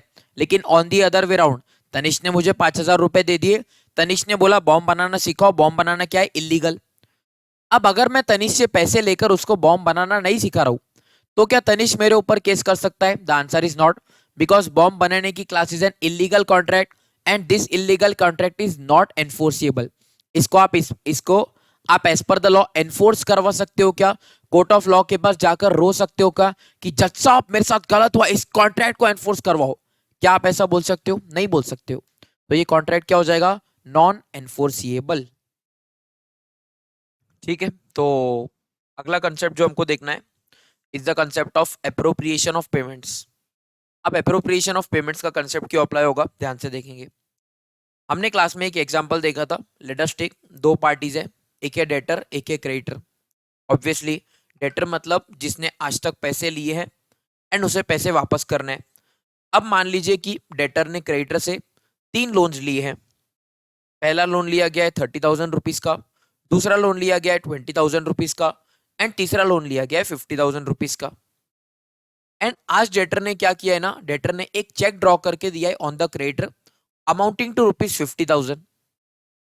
अब कैसे डिसाइड करना कि ये जो 50,000 का चेक है, इस 50,000 के चेक से हम कौन से कॉन्ट्रैक्ट को सेटल करें, क्या contract number 1 30,000 and contract number 2 20,000 settle करें, या लेटेस्ट जो हमारा कॉन्ट्रैक्ट है दैट इज कॉन्ट्रैक्ट नंबर 3 50,000 वाला सेटल करे। ये तो डायलेमा है। इसी डायलेमा को सॉल्व करने के लिए आए इंडियन कॉन्ट्रैक्ट एक्ट के section number 59, 60 and 61। Starting with section number 59। Section number 59 क्या बोलता है, अगर आपको मल्टीपल डेट्स के अगेंस्ट में सिंगल पेमेंट रिसीव हुआ है तो सबसे पहले आप अप्रोप्रिएट कैसे करोगे will depend upon the instructions of the debtor. मतलब अगर डेटर ने आपको बोला है कि ये 50,000 रुपए का चेक मैं आपको कॉन्ट्रैक्ट 1 एंड कॉन्ट्रैक्ट 2 के लिए दे रहा हूं, तो आप उसके लिए अप्लाई करोगे। अगर डेटर स्पेसिफाई कर दे कि ये पैसा मैं कॉन्ट्रैक्ट 3 के लिए दे रहा हूं, आप उस अकॉर्डिंगली क्या कर दोगे, स्पेसिफाई कर लोगे। मतलब फर्स्ट राइट किसको दिया जाएगा, अप्रोप्रिएशन का डेटर को। ये हो गई सेक्शन नंबर 59। बात करेंगे सेक्शन नंबर 60 की। अब सेक्शन नंबर 60 यही राइट किसको देता है, क्रेडिटर के पास। वो बोलता है अगर डेटर ने तुमको स्पेसिफाई नहीं किया है कि ये जो 50,000 रुपीज है, ये 50,000 रुपीज किस डेट के अगेंस्ट में एडजस्ट होना चाहिए, तो हमने क्रेडिटर को बोला तुम्हारे हिसाब से तुम जिस भी कॉन्ट्रैक्ट को सेटल करना चाहो, तुम उस कॉन्ट्रैक्ट को सेटल कर सकते हो, तुम उस डेट के अगेंस्ट में इस पैसे को अप्लाई कर सकते हो। लेकिन बेटा इधर एक इंपॉर्टेंट पॉइंट है, ध्यान से सुनेंगे। इंपॉर्टेंट पॉइंट क्या है, द इंपॉर्टेंट पॉइंट इज, हमने एक कंसेप्ट देखा था बेटा टाइम बार डेट्स का। क्या होता है time bar debts, as per the limitation act, अगर मुझे किसी से पैसे लेने हैं एंड अगर 3 साल का पीरियड बीत जाए, so the debts becomes time barred, and उसके बाद मैं उस पर्सन के ऊपर केस करके पैसे मांग सकता हूं क्या, नहीं, मैं उस पर्सन के ऊपर केस करके पैसे नहीं मांग सकता, तो उसको कहा जाता है time bar debt. Now let us take an example. ये जो 30,000 का डेट है ना, this is a time bar debt. मतलब मान लीजिए डेट कहीं ड्यू हुआ था 2017 में, 3 साल खत्म हो गए 2020 में, आज शुरू है हमारा 2022। नाउ द क्वेश्चन इज, हमने क्रेडिटर को ऑप्शन दे दिया भाई तुमको ये 50,000 रुपए जिस भी डेट को सेटल करने में लगाना है उसमें लगा दो। सर जो डेट टाइम बार्ड नहीं है उसमें अप्लाई हो सकता है, ये तो कॉमन सेंस है। लेकिन सर ये डेट क्या टाइम बार्ड डेट्स के अगेंस्ट में अप्लाई हो सकता है, द आंसर इज कंफ्यूजिंगली यस। मतलब जनरली टाइम बार्ड डेट के अगेंस्ट में हो सकता है क्या, नहीं। लेकिन अगर डेटर ने चेक दिया, बोला नहीं ये पैसा किसके अगेंस्ट में है, and creditor is given an option to appropriate these payments, तो क्रेडिटर इस पेमेंट को क्या टाइम बार डेट्स के एडजस्टमेंट में भी यूज कर सकता है, यस। मतलब अगर क्रेडिटर चाहे तो 30,000 रुपए का टाइम बार डेट एडजस्ट करे एंड 20,000 रुपीज का अदर डेट एडजस्ट करे, ठीक है, yes. And coming to the last case, that is section number 61। Section number 61 क्या बोल रहा है, 59 बोला अगर अप्रोप्रिएशन डेटर कर रहा है तो उसकी सुनो, सेक्शन नंबर 60 बोला अगर क्रेडिटर कर रहा है तो उसकी सुनो।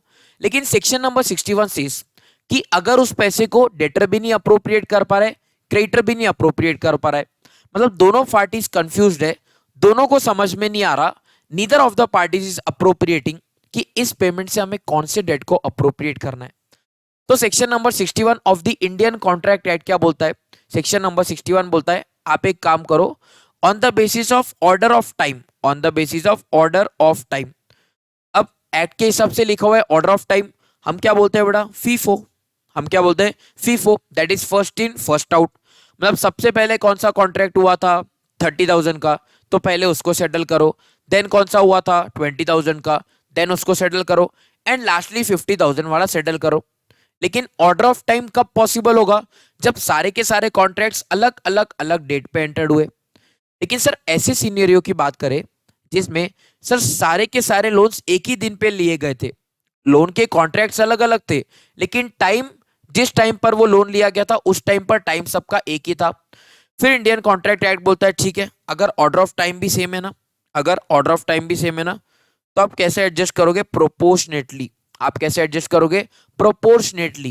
बेटा प्रोपोर्शनेटली एडजस्ट करना मतलब, सर प्रोपोर्शनेटली एडजस्ट करना मतलब सिंपल है, 50,000 मिले है ना, मतलब 50% पेमेंट मिला है ना, तो ये 30,000 में से मान लेना 50% दैट इज 15,000 मिला है, ये 20,000 में से 50% दैट इज 10,000 मिला है, इसमें से 50% मतलब 25,000 मिला है, एज सिंपल एज दैट।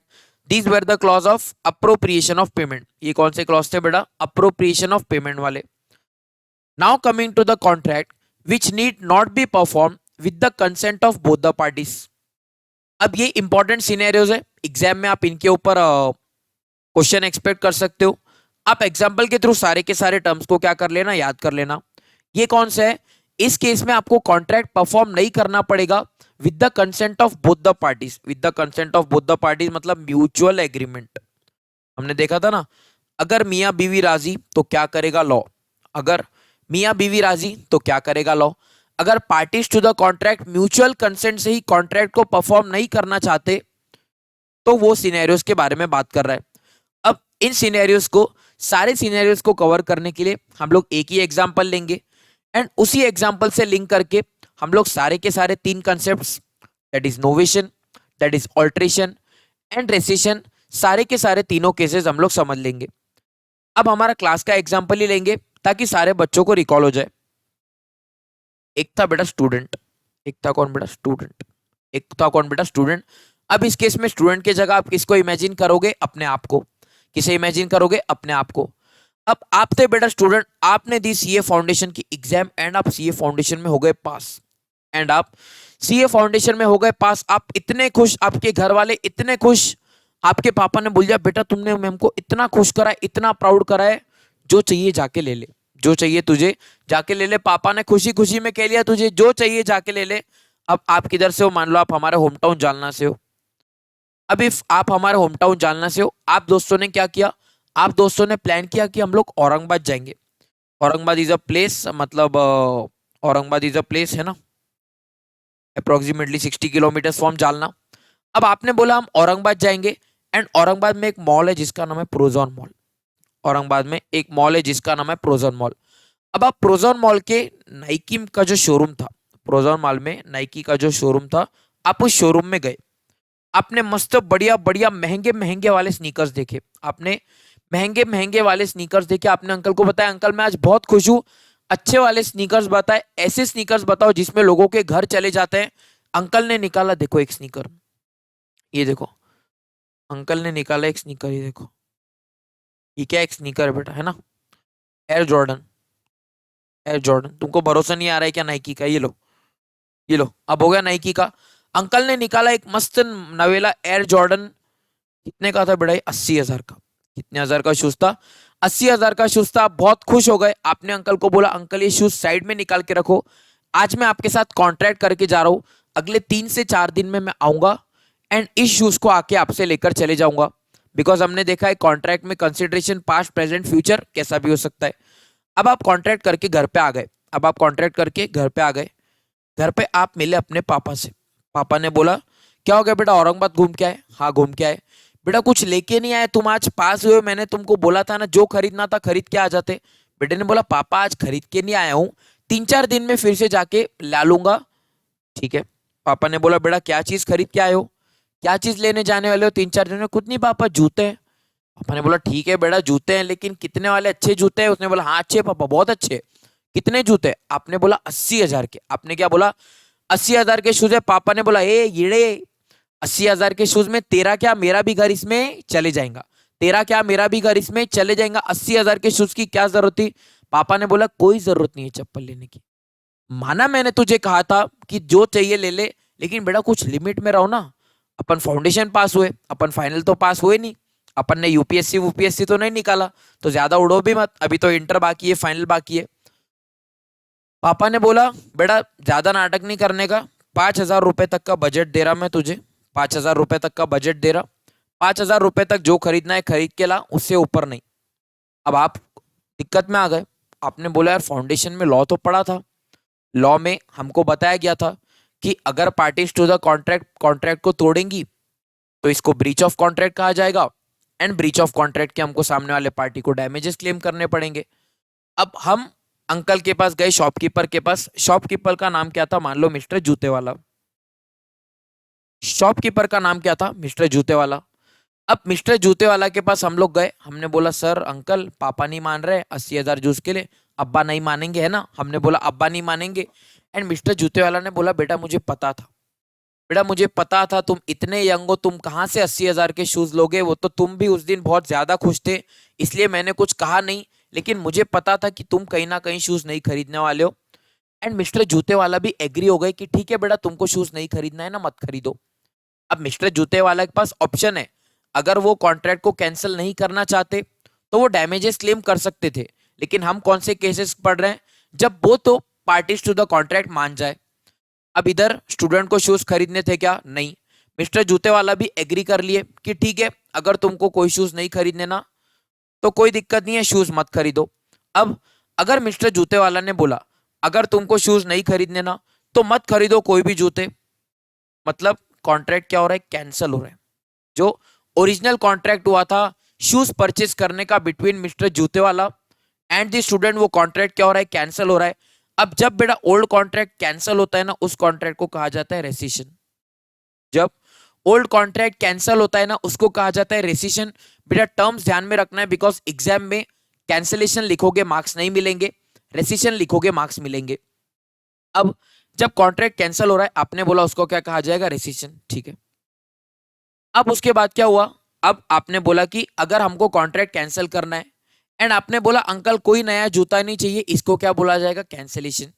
लेकिन लेकिन लेकिन अगर आप मिस्टर जूते वाला को बोलो अंकल 80,000 के जूते नहीं खरीदने हैं, लेकिन पापा ने ना 5,000 रुपए तक का बजट दिया है, पापा ने बोला 5,000 तक के जूते आप खरीद सकते हो। पापा ने क्या बोला, पापा ने बोला 5,000 रुपए तक के जूते आप खरीद सकते हो। मतलब ओल्ड कॉन्ट्रैक्ट तो आपने कैंसिल किया, इसके साथ आपने न्यू कॉन्ट्रैक्ट में एंटर किया। आपने ओल्ड कॉन्ट्रैक्ट तो एंटर किया ही, उसी के साथ आप न्यू कॉन्ट्रैक्ट में एंटर हो गए। तो ओल्ड कॉन्ट्रैक्ट को कैंसिल करना प्लस उसके साथ ही न्यू कॉन्ट्रैक्ट में एंटर कर लेना, इसको क्या कहा जाता है बेटा, नोवेशन।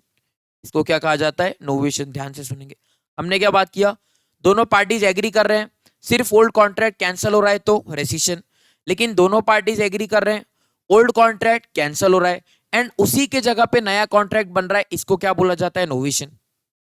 अब नोवेशन के बारे में क्या कहा गया है कि बेटा जो नोवेशन है ना, नोवेशन मतलब ओल्ड कॉन्ट्रैक्ट कैंसिल होगा और जो नया कॉन्ट्रैक्ट बनेगा, क्या नया कॉन्ट्रैक्ट आप सेम पार्टी के साथ बना सकते हो। मतलब क्या जो नया शूज है, क्या मैं चाहूँ तो 80,000 5,000 रुपए के शूज मिस्टर जूते वाले से खरीद सकता हूँ, हाँ। लेकिन इसमें और एक केस दिया हुआ है कि नोवेशन ना सम अदर पार्टी के साथ भी हो सकता है। जो नोवेशन का कॉन्ट्रैक्ट है ना, वो सम अदर पार्टी, किसी दूसरी के पार्टी के साथ भी हो सकता है। एग्जाम्पल दे दीजिए, अब मान लो मिस्टर जूते वाला की इतनी हाईफाई शॉप थी, उनके शॉप में कम से कम जूता कितने वाला था, 30,000 वाला, कम से कम शूज कितना था, 30,000 वाला। अब मिस्टर जूते वाला ने क्या बोला, उसको मिस्टर जूते वाले ने स्टूडेंट को कहा बेटा मेरा एक भाई है, मेरा एक भाई है जिसका नाम क्या है, सस्ता जूते वाला। मेरा एक भाई है जिसका नाम है सस्ता जूते वाला, तुम उसके पास चले जाओ, नाइकी के ही लेकिन 5,000 रुपीज के बढ़िया शूज वो आपको क्या करेगा, दे देगा। अब ओल्ड कॉन्ट्रैक्ट कैंसिल किसके साथ हुआ, मिस्टर जूते वाला के साथ। न्यू कॉन्ट्रैक्ट एंटर किसके साथ हुआ, मिस्टर सस्ता जूते वाला के साथ। फिर भी इसको क्या कहा जाएगा, नोवेशन। सिर्फ ओल्ड कॉन्ट्रैक्ट कैंसिल हुआ, रेसिशन, उसी के साथ न्यू कॉन्ट्रैक्ट में एंटर किया, क्या होगा बेटा, नोवेशन। अब तीसरा सिनेरियो डेवलप करेंगे। तीसरा सिनेरियो क्या है, तीसरे सिनेरियो में आप गए, आपने शूज पसंद किया। आप ये देखो नाइक एयर जॉर्डन्स का क्या कलर है बेटा, व्हाइट कलर है। अब व्हाइट कलर के एयर जॉर्डन्स पसंद करके आ गए। अब घर पे गए, पापा को बोला कितने के शूज है, 80,000 रुपए के। न जाने पापा इतने ज्यादा खुश थे, पापा ने बोला चलो ठीक है यार, बच्चे ने पहली बार तो कुछ बोला है, अभी जाएगा इंटरमीडिएट के क्लासेस के लिए, वहां टशन वगैरह करने होंगे उसको। पापा ने हाँ बोल दिया, पापा ने 80,000 रुपए के शूज खरीदने के लिए आपको हाँ बोल दिया। लेकिन पापा और मम्मी बैठे थे, मम्मी ने कहा 80,000 का शूज है बेटा, पहले दिखा तो सही, फोटो वगैरह तो दिखा।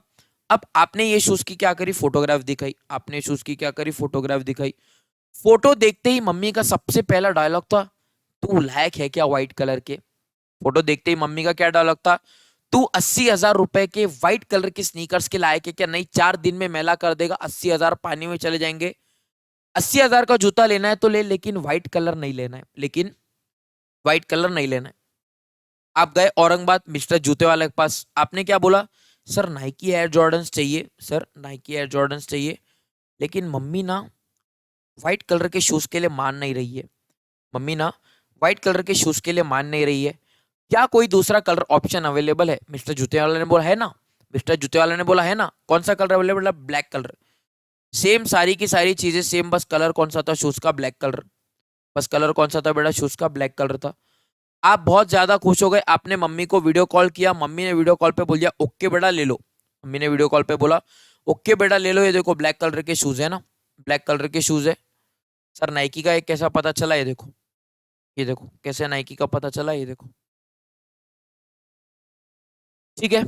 अब ब्लैक कलर के एयर जॉर्डन्स मिले, मम्मी ने बोला ले लो, मम्मी ने क्या बोला, ले लो।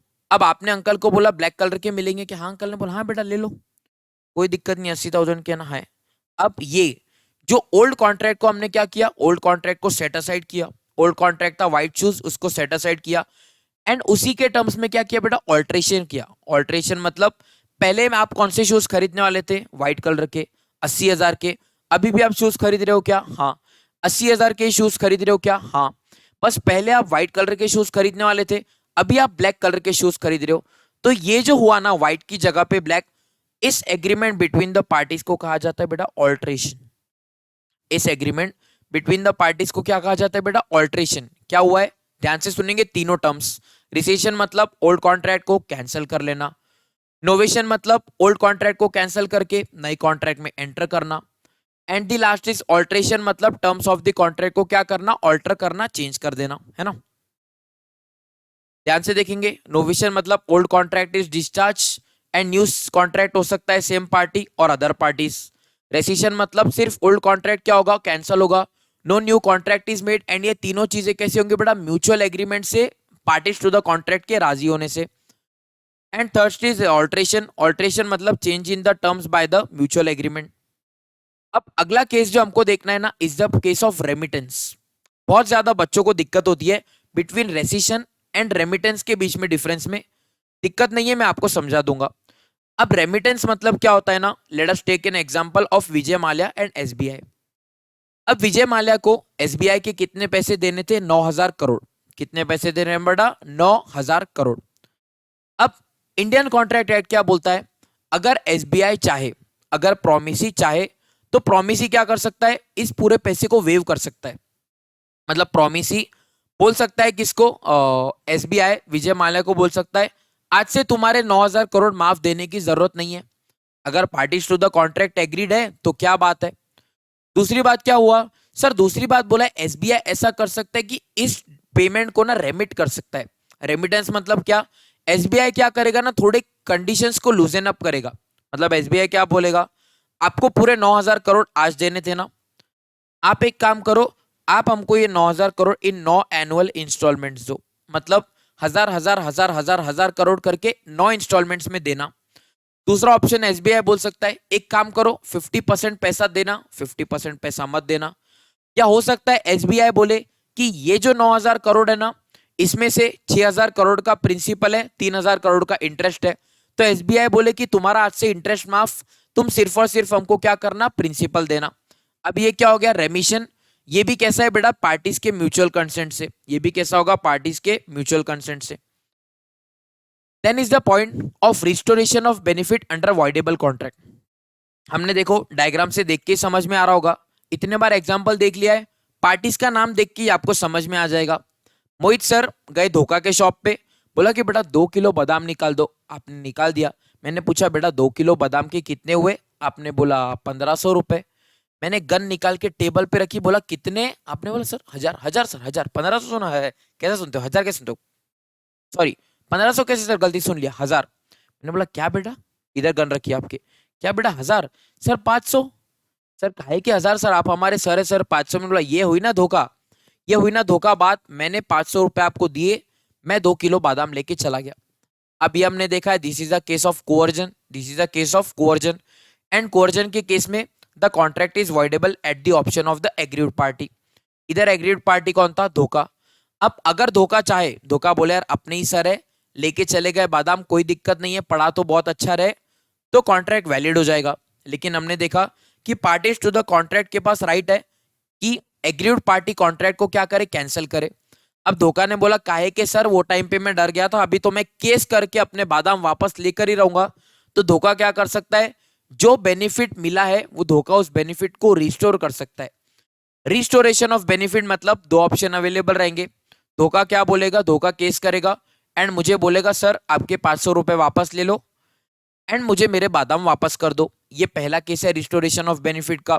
दूसरा केस क्या है, अगर मैंने 2 किलो बादाम कंज्यूम कर लिए, फिर धोखा क्या बोलेगा, ठीक है बादाम कंज्यूम कर लिए ना, कितने पैसे पेबल होते थे अगर आप कोर्जन नहीं करते तो 1,500, आपने कितने पे किए हैं 500, ऊपर के 1,000 रुपए पे कर दो, ऊपर के 1,000 रुपए पे कर दो। Coming to the next point, that is obligations of a person who has received advantage under the void agreement और कॉन्ट्रैक्ट दैट बिकम्स वॉइड। क्या बोला हुआ है, let us take an example, है ना। अगर किसी पर्सन को बेनिफिट मिला है under an agreement that is void, तो उसको भी बेनिफिट क्या करना पड़ेगा, रिस्टोर करना पड़ेगा। Let us take an example, एक कॉन्ट्रैक्ट हुआ है, फ्लफी एक डॉग है। अब फ्लफी के सेल करने का कॉन्ट्रैक्ट हुआ है between Deepak sir and me. Deepak sir थे आउट ऑफ स्टेशन, मैं था अपने घर पे, फ्लफी था सर के घर पे। दीपक सर थे आउट ऑफ स्टेशन, मैं था अपने घर पे, फ्लफी था अपने घर पे। अब मैंने सर से कॉल पे बात करी, मैंने सर को बोला फ्लफी को सेल करना है, सर ने बोला हाँ। मैंने बोला कितना लोगे, सर ने बोला 5000, मैंने बोला डन। तुरंत मैंने अपने घर से बैठ के सर को पैसे क्या कर दिए, ऑनलाइन ट्रांसफर कर दिए। क्या किए मैंने, ऑनलाइन ट्रांसफर सर को कर दिए। अब मैंने सर को बोला सर फ्लफी को कब लेके जाओ, सर ने बोला 2 घंटे बाद लेकर चले जाना। मैं घर पे कॉल करके बोल दूंगा किसी को, वो उसको रेडी रखेंगे, तू लेकर चले जाना। मैं जैसे ही सर के घर पे फ्लफी को लेने गया, मेरे पैरों तले जमीन फिसल गई। क्यों, मैं देखो तो उधर फ्लफी तो डेड पड़ा हुआ है।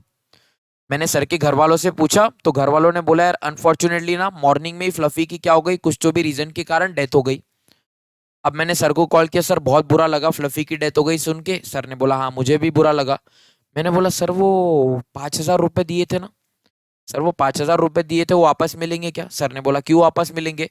मैंने बोला सर इंडियन कॉन्ट्रैक्ट एक्ट क्या बोलता है, अगर आपको बेनिफिट मिला है अंडर एनी वॉइड एग्रीमेंट, हमने देखा agreement void change in law के कारण भी होता है, agreement void change in circumstances के कारण ही होता है। जब कॉन्ट्रैक्ट में एंटर किया, मान लो तभी फ्लफी डेथ था या तब फ्लफी जिंदा था, लेकिन जब मैं लेने गया तब फ्लफी की क्या हो गई बेटा, डेथ हो गई। तो ये चेंज इन सर्कमस्टेंसेस के कारण कॉन्ट्रैक्ट ही वॉइड हो गया। एंड अगर कॉन्ट्रैक्ट वॉइड हो जाए तो क्या करना पड़ेगा, सर को मुझे बेनिफिट्स जो भी आज तक सर को मिले हैं, डेट इज 5000 रुपीज का सर को मुझसे बेनिफिट मिला है। क्या मुझे सर से कोई भी बेनिफिट मिला? नहीं। तो सर को जो बेनिफिट्स मुझसे मिले हैं दैट इज 5000 रुपीज, सर को मुझे रिस्टोर करने पड़ेंगे, सर को मुझे वो 5000 रुपीज रिटर्न करने पड़ेंगे। अगला केस क्या बोला है, ए ने बी को 1 लाख रुपए दिए। ए क्या, शांत से सुनेंगे क्या बोला हुआ है, ए की एक बेटा डॉटर है, ए की एक डॉटर है। ए ने बी को, बी ने ए को पैसे दिए। बी कौन है सर, बी एक पर्सन है जो ए की बेटी से शादी करना चाहता है। बी ने क्या बोला ए को, आप अपने बेटी की शादी मुझसे करवा दो। बेटा ये सारे इंस्टीट्यूट के क्वेश्चन से मेरे क्वेश्चन नहीं है ना। तो बी ने ए को क्या कहा, आप अपने बेटी की शादी मुझसे करवा दो, मैं आपको 1 लाख रुपए कैश में दूंगा। अब उसने बोला ठीक है। अब पिताजी बहुत खराब इंसान थे, वो चंद पैसों के लिए अपने बेटी की शादी बी से करवाना चाहते थे। बेटी बहुत ज्यादा टेंशन में आ गई, बेटी ने बोला बी से शादी करने से अच्छा तो मैं मर जाऊं। एंड बी ने क्या किया, बी ने सुसाइड कर लिया। बी ने क्या किया, सुसाइड कर लिया। बेटा बी की डेथ हो जाती है। अब बात ऐसी है, जो कि बेटी की डेथ हो गई है, अब क्या पॉसिबल है कि बी डॉटर से शादी कर पाए? नहीं। अब मान लो कि बी ने ए को शादी के लिए पैसा एडवांस में ही दे दिया था, लेकिन डॉटर की डेथ हो जाती है, तो क्या ए लायबल रहेगा उस 1 लाख रुपए को बी को वापस करने के लिए? हाँ, बिकॉज अगर कॉन्ट्रैक्ट वॉइड हो गया है और आपको कुछ बेनिफिट्स मिल चुके हैं तो आपको उन बेनिफिट्स को रिस्टोर करना पड़ेगा। मतलब अब ए को जो 1 लाख रुपए बी से मिले थे, जो कि शादी होना तो पॉसिबल नहीं है, तो बी को वही पैसे ए को रिटर्न करने पड़ेंगे। अगला केस, ये भी आपके मॉड्यूल वाला क्वेश्चन है, ध्यान से देखेंगे। अब एक क्या है, गोडाउन है, एक गोडाउन है जिसके ओनर का नाम क्या है, बीडी। अब बीडी गोडाउन का ओनर है एंड प्रसाद कौन है, प्रसाद वो पर्सन है जो इस गोडाउन को रेंट पे लेना चाहता है।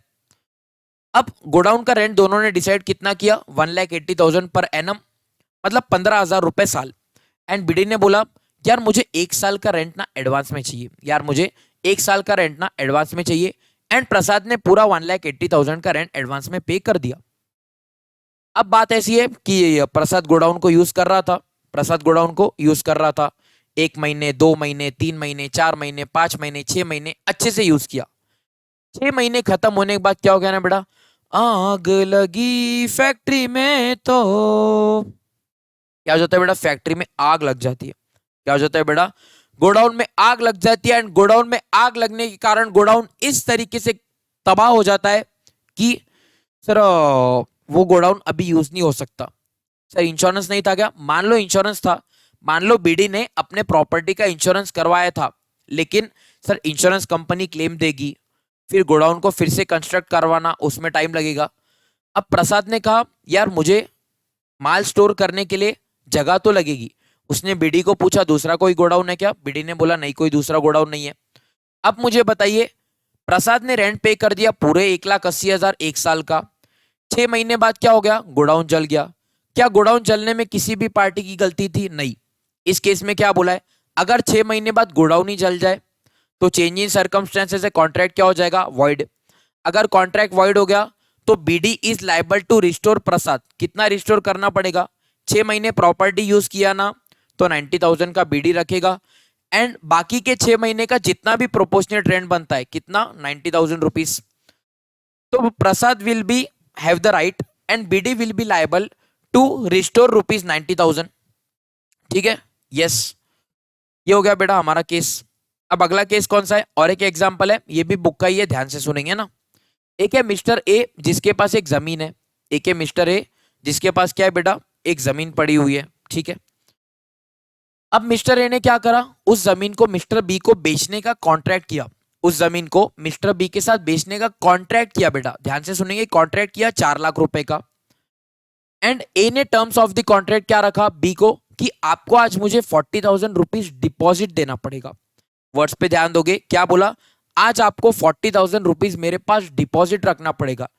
एंड डिपॉजिट लेते टाइम ही क्या बोल दिया ए ने बी को, आज तारीख है देखो 18 नवंबर, अगर 25 नवंबर तक, अगर 25 नवंबर तक तुमने मुझे 4 लाख रुपए लाके दिए, तो मतलब अभी 40,000 दे रहे हो डिपॉजिट के और 3,60,000 लाके दिए तो कॉन्ट्रैक्ट में एंटर हो जाएंगे। लेकिन अगर आपने मुझे पैसे लाकर नहीं दिए 25 नवंबर तक, तो आपका जितना भी 40,000 का डिपॉजिट है ना वो जब्त हो जाएगा। दोनों पार्टीज ने पहले ही डिसाइड कर लिया। अब जो नहीं होना चाहिए था वही हुआ, 25 तारीख आ गई, 26 आ गई, 27 आ गई एंड ए बाकी के पैसे लेकर जाने में क्या बी केपेबल था क्या, नहीं बी केपेबल नहीं था। अब बी गया ए के पास बोलने की मेरा 40,000 रुपए वापस दो, ए ने बोला काहे के 40,000, तुमको बोला तो था कि पैसे जब्त हो जाएंगे। फिर बी इंडियन कॉन्ट्रैक्ट एक्ट के प्रोविजंस लगाने लगा, उसने बोला हमने कहीं से पढ़ा है, हमने कहीं से पढ़ा है एंड हमको हमारे सर ने बताया था कि अगर कॉन्ट्रैक्ट वॉइड हो जाता है तो जो भी बेनिफिट्स है ना उसको रिस्टोर करने पड़ेंगे। ए हंसने लगा, ए ने बोला तुम कहां से पढ़ के आए हो, ए ने बोला तुम कहां से पढ़ के आए हो, तुमको आधे अधूरे प्रोविजंस पता है, मोहित सर से पढ़ते तो पूरे प्रोविजंस पता होते। क्या है बेटा पूरे प्रोविजंस, पूरे प्रोविजंस ऐसे किए गए कि माना कि बेटा बेनिफिट्स को रिस्टोर करना पड़ेगा लेकिन deposit is not equal to benefits received. क्या डिपॉजिट बेनिफिट रिसीव्ड होता है, नहीं, जो कि डिपॉजिट बेनिफिट रिसीव्ड नहीं है। अगर 25 तारीख तक बाकी के पैसे बी लाकर नहीं देता तो क्या ए के पास राइट रहेगा वो 40,000 रुपीज जब्त करने का, यस, राइट रहेगा क्या जब्त करने का, yes. Then is the communication of rescission. अब कम्युनिकेशन ऑफ रेसिशन क्या कहा गया है, फिर से आएंगे हम लोग, the contract that has become voidable. अब वॉइडेबल कॉन्ट्रैक्ट में क्या बोला हुआ है कि एग्रीड पार्टी के पास ऑप्शन है, या तो वो कॉन्ट्रैक्ट को वैलिड रखे या तो वो कॉन्ट्रैक्ट को वॉइड रखे। लेकिन अगर आप कॉन्ट्रैक्ट को वॉइड कर रहे हो, अगर आप कॉन्ट्रैक्ट को वॉइड कर रहे हो तो इंडियन कॉन्ट्रैक्ट एक्ट जो एग्रीड पार्टी है उसको बोलता है कोई दिक्कत नहीं, आप कॉन्ट्रैक्ट को वॉइड करवा दो, आप ब्रीच कर लो, आप डैमेजेस क्लेम कर लो, लेकिन कम से कम आपको उसके लिए अदर पार्टी को क्या करना पड़ेगा, कम्युनिकेट करना पड़ेगा। कम से कम आपको अदर पार्टी को क्या करना पड़ेगा, कम्युनिकेट करना पड़ेगा। कॉमन सेंस है। अगला पॉइंट क्या है बेटा, effect of neglect of the promisee to afford the promisor to make reasonable facilities. अब रीजनेबल फैसिलिटीज मतलब क्या, रीजनेबल फैसिलिटीज का बहुत अच्छा एग्जांपल है जो हमने क्लास में देखा था। अब मैंने आपको क्या कहा, ऑफर टू परफॉर्म भी परफॉर्मेंस है, परफॉर्म करना भी परफॉर्मेंस है। वही एग्जांपल ये कौन है, ये मोहित सर। अब मोहित सर रोज क्लास लेने आते, आपने क्या बोला, आपने 3 चीज से मुझे डर के रखा, एक तो क्या करेंगे हम लोग, पानी फेंकेंगे, ठीक है, दूसरा क्या किया, गाड़ी को खराब कर देंगे, तीसरा क्या डर दिया आपने, क्लास की चाबी छुपा देंगे। 3 चीजों का डर दिया ना, मैंने बोला यार कोई दिक्कत नहीं, तुम मुझे 3 चीजों का डर दे रहे हो ना, मैं चौथी चीज करूंगा। आपने बोला पानी फेंकोगे ना, मैंने बोला मैं ऐसे रास्ते से आऊंगा आपको पता ही नहीं चलेगा, ऐसे रास्ते से आऊंगा आपको पता ही नहीं चलेगा, ये प्रॉब्लम का समाधान। आपने बोला गाड़ी खराब कर दे ना, मैं वॉकिंग आऊंगा, अलग रास्ते से घूम घाम के कहीं से वॉकिंग आऊंगा, कहीं से भी पहुंचूंगा, आपको पता नहीं चलेगा। एंड आपने बोला क्लास की चाबी छुपा दोगे ना, मैंने क्या किया, डुप्लीकेट चाबी बनवा ली, डुप्लीकेट चाबी बनवा ली कि एक चाबी तुम छुपा लो कोई दिक्कत नहीं है, एक चाबी मेरी जो की रहेगी वो तो मेरे पास ही रहेगी। मैंने तीनों चीजों का तोड़ निकाल लिया एंड मैं क्लास लेने के लिए आ गया। अब मैं क्लास लेने के लिए आ गया तो आप भी क्लास के लिए बैठ गए। अब अपनी क्लास बेटा ऐसी है, अब अपनी क्लास ऐसी है ना, इधर मान लो स्मार्ट बोर्ड है, इधर खड़े रह के मैं पढ़ाता हूँ एंड इधर बेंचेज है, एंड इधर क्या है बेटा, बेंचेज है। अब आप बच्चों ने क्या बोला, ठीक है सर आप भी लॉ के टीचर हो ना, आपको लॉ पढ़ाना आता है ना सर, हमको लॉ में से ना लूपहोल्स निकालना आता है। हम लोग क्या करेंगे, चलो ठीक है आपने तीनों का समाधान निकाला ना, हम क्या करेंगे सर, ये डायरेक्शन में मुंह करके बैठ जाएंगे, उल्टे, मतलब मैं पढ़ा ऐसे रहो, आप उल्टे मुंह करके बैठ जाओगे, पढ़ाओ बिंदास, पढ़ाओ पढ़ाओ पढ़ाओ पढ़ाओ पढ़ाओ। हम तो आपको पढ़ाने देंगे नहीं, आप क्लास में आए उल्टा मुंह करके बैठ गए। उल्टा मुंह करने के बाद कोई बच्चा कान में हेडफोन लगा रहा है, कोई बच्चा गेम खेल रहा है। इस केस में भी क्या बोला हुआ है, effect of neglect of the promisee. कौन निग्लेक्ट कर रहा है, आप निग्लेक्ट कर रहे हो। To afford the promisor you are not letting me the reasonable facilities for performance. इस केस में the promisor is excuse for non performance, मतलब बोला जाएगा कि क्या मैंने अपना काम परफॉर्म किया, नहीं। क्या मैं परफॉर्म करना चाहता था, हाँ, लेकिन क्या मैंने अपना काम परफॉर्म किया, नहीं। क्यों नहीं परफॉर्म कर पाया, आपकी गलती के कारण। अब आपके गलती की सजा मैं भुगतूंगा क्या, नहीं। मतलब अगर आप मान लो कि पास हो गए, तो क्या मैं, मेरे पास राइट रहेगा कि मैं आपसे फीस रिकवर कर पाऊं, जरूर, because I am not excuse, I am not excuse. अगर मैं एक्सक्यूज होता फॉर नॉन परफॉर्मेंस, अगर मैं एक्सक्यूज हो गया हूं फॉर नॉन परफॉर्मेंस तो ठीक है, अगर एक्सक्यूज नहीं होता तो आपसे पैसे नहीं मांग पाता, जो कि मैं एक्सक्यूज हूं। अब आप पढ़ो या आप मत पढ़ो, मैंने ऑफर टू परफॉर्म किया तो मेरे पास मेरे राइट रहेंगे, मैं आपसे फीस क्लेम कर सकता हूं। Now coming to the last points of unit number 4, that is the discharge of contracts. Discharge of the contracts मतलब हमने इससे पहले कॉन्ट्रैक्ट की सारी चीजें देखी, इस यूनिट में हमने परफॉर्मेंस ऑफ द कॉन्ट्रैक्ट देखा। अब बेटा अगर कॉन्ट्रैक्ट परफॉर्म हो गया, एक बार कॉन्ट्रैक्ट परफॉर्म हो गया, प्रॉमिस नंबर 1 परफॉर्म हो गया, प्रॉमिस नंबर 2 परफॉर्म हो गया, फिर तो दोनों पार्टीज अपने अपने रास्ते, दोनों पार्टीज एक दूसरे के टुवर्ड्स लायबल कब तक रहेंगी, जब तक आपने अपना काम परफॉर्म नहीं किया। जैसे दोनों पार्टीज ने अपना अपना काम परफॉर्म कर दिया, दोनों पार्टीज किधर हो जाएंगी बेटा, अपने अपने रास्ते, दोनों पार्टीज हो जाएंगी अपने अपने रास्ते। एंड इसी को क्या कहा जाता है, discharge of the contract. Discharge of the contract मतलब जब दोनों पार्टीज के अपने रिस्पेक्टिव ऑब्लिगेशंस खत्म हो जाए, when the respective obligations of both the parties come to an end, इसको कहा जाता है डिस्चार्ज ऑफ अ कॉन्ट्रैक्ट। अब कॉन्ट्रैक्ट डिस्चार्ज होने के कई सारे तरीके होते हैं, ध्यान से सुनेंगे। सबसे पहला तो क्या था, एक्चुअल परफॉर्मेंस। मैंने आपको कहा मैं आपको क्लासेस प्रोवाइड करूंगा, मैंने टाइम पे क्लासेस प्रोवाइड कर दी, आपने मुझे टाइम पे फीस लाकर दे दी, एक्चुअल परफॉर्मेंस, कॉन्ट्रैक्ट खत्म। दूसरा अटेम्प्टेड परफॉर्मेंस, मैंने आपसे फीस तो एडवांस में ले ली, मैं रोज क्लास पढ़ाने आता, आप मुझे क्लास पढ़ाने देते क्या, नहीं। लेकिन अटेम्प्टेड परफॉर्मेंस से भी कॉन्ट्रैक्ट क्या हो जाएगा, डिस्चार्ज हो जाएगा। अगला इस बाय म्यूचुअल एग्रीमेंट, अगर मियाँ बीवी राजी, अगर पार्टीज राजी है तो कॉन्ट्रैक्ट क्या हो जाएगा, डिस्चार्ज हो जाएगा। 4 केसेस है हमने देखे, तो नोवेशन मतलब ओल्ड कॉन्ट्रैक्ट कैंसल, नए कॉन्ट्रैक्ट में एंटर करो। रेसिशन मतलब सिर्फ और सिर्फ ओल्ड कॉन्ट्रैक्ट कैंसल। ऑल्ट्रेशन मतलब व्हाइट शूज की जगह पे ब्लैक शूज। एंड रेमिशन मतलब वो जो केस हमने देखा था एसबीआई एंड विजय माल्या वाला। अगला केस कौन सा है, discharge by impossibility of performance. आपका केस जो है ना वो डिस्चार्ज हो जा रहा है, कैसा, उसका परफॉर्मेंस ही इम्पॉसिबल हो जा रहा है। कैसा डिस्चार्ज हो रहा है, उसका परफॉर्मेंस ही क्या हो रहा है बेटा, इम्पॉसिबल हो रहा है। अब परफॉर्मेंस इम्पॉसिबिलिटी कैसा होगा, सिंपल है। परफॉर्मेंस इम्पॉसिबिलिटी कैसा होगा, ध्यान से देखो। मैंने एंड बीडी ने कॉन्ट्रैक्ट किया था कि हम क्या करने वाले हैं बेटा, बीडी से सप्लाई करने वाले हैं। अब मैं उसको बीडी सप्लाई करने वाला था, बीडी ने मुझे 10,000 रुपए एडवांस दे दिए थे।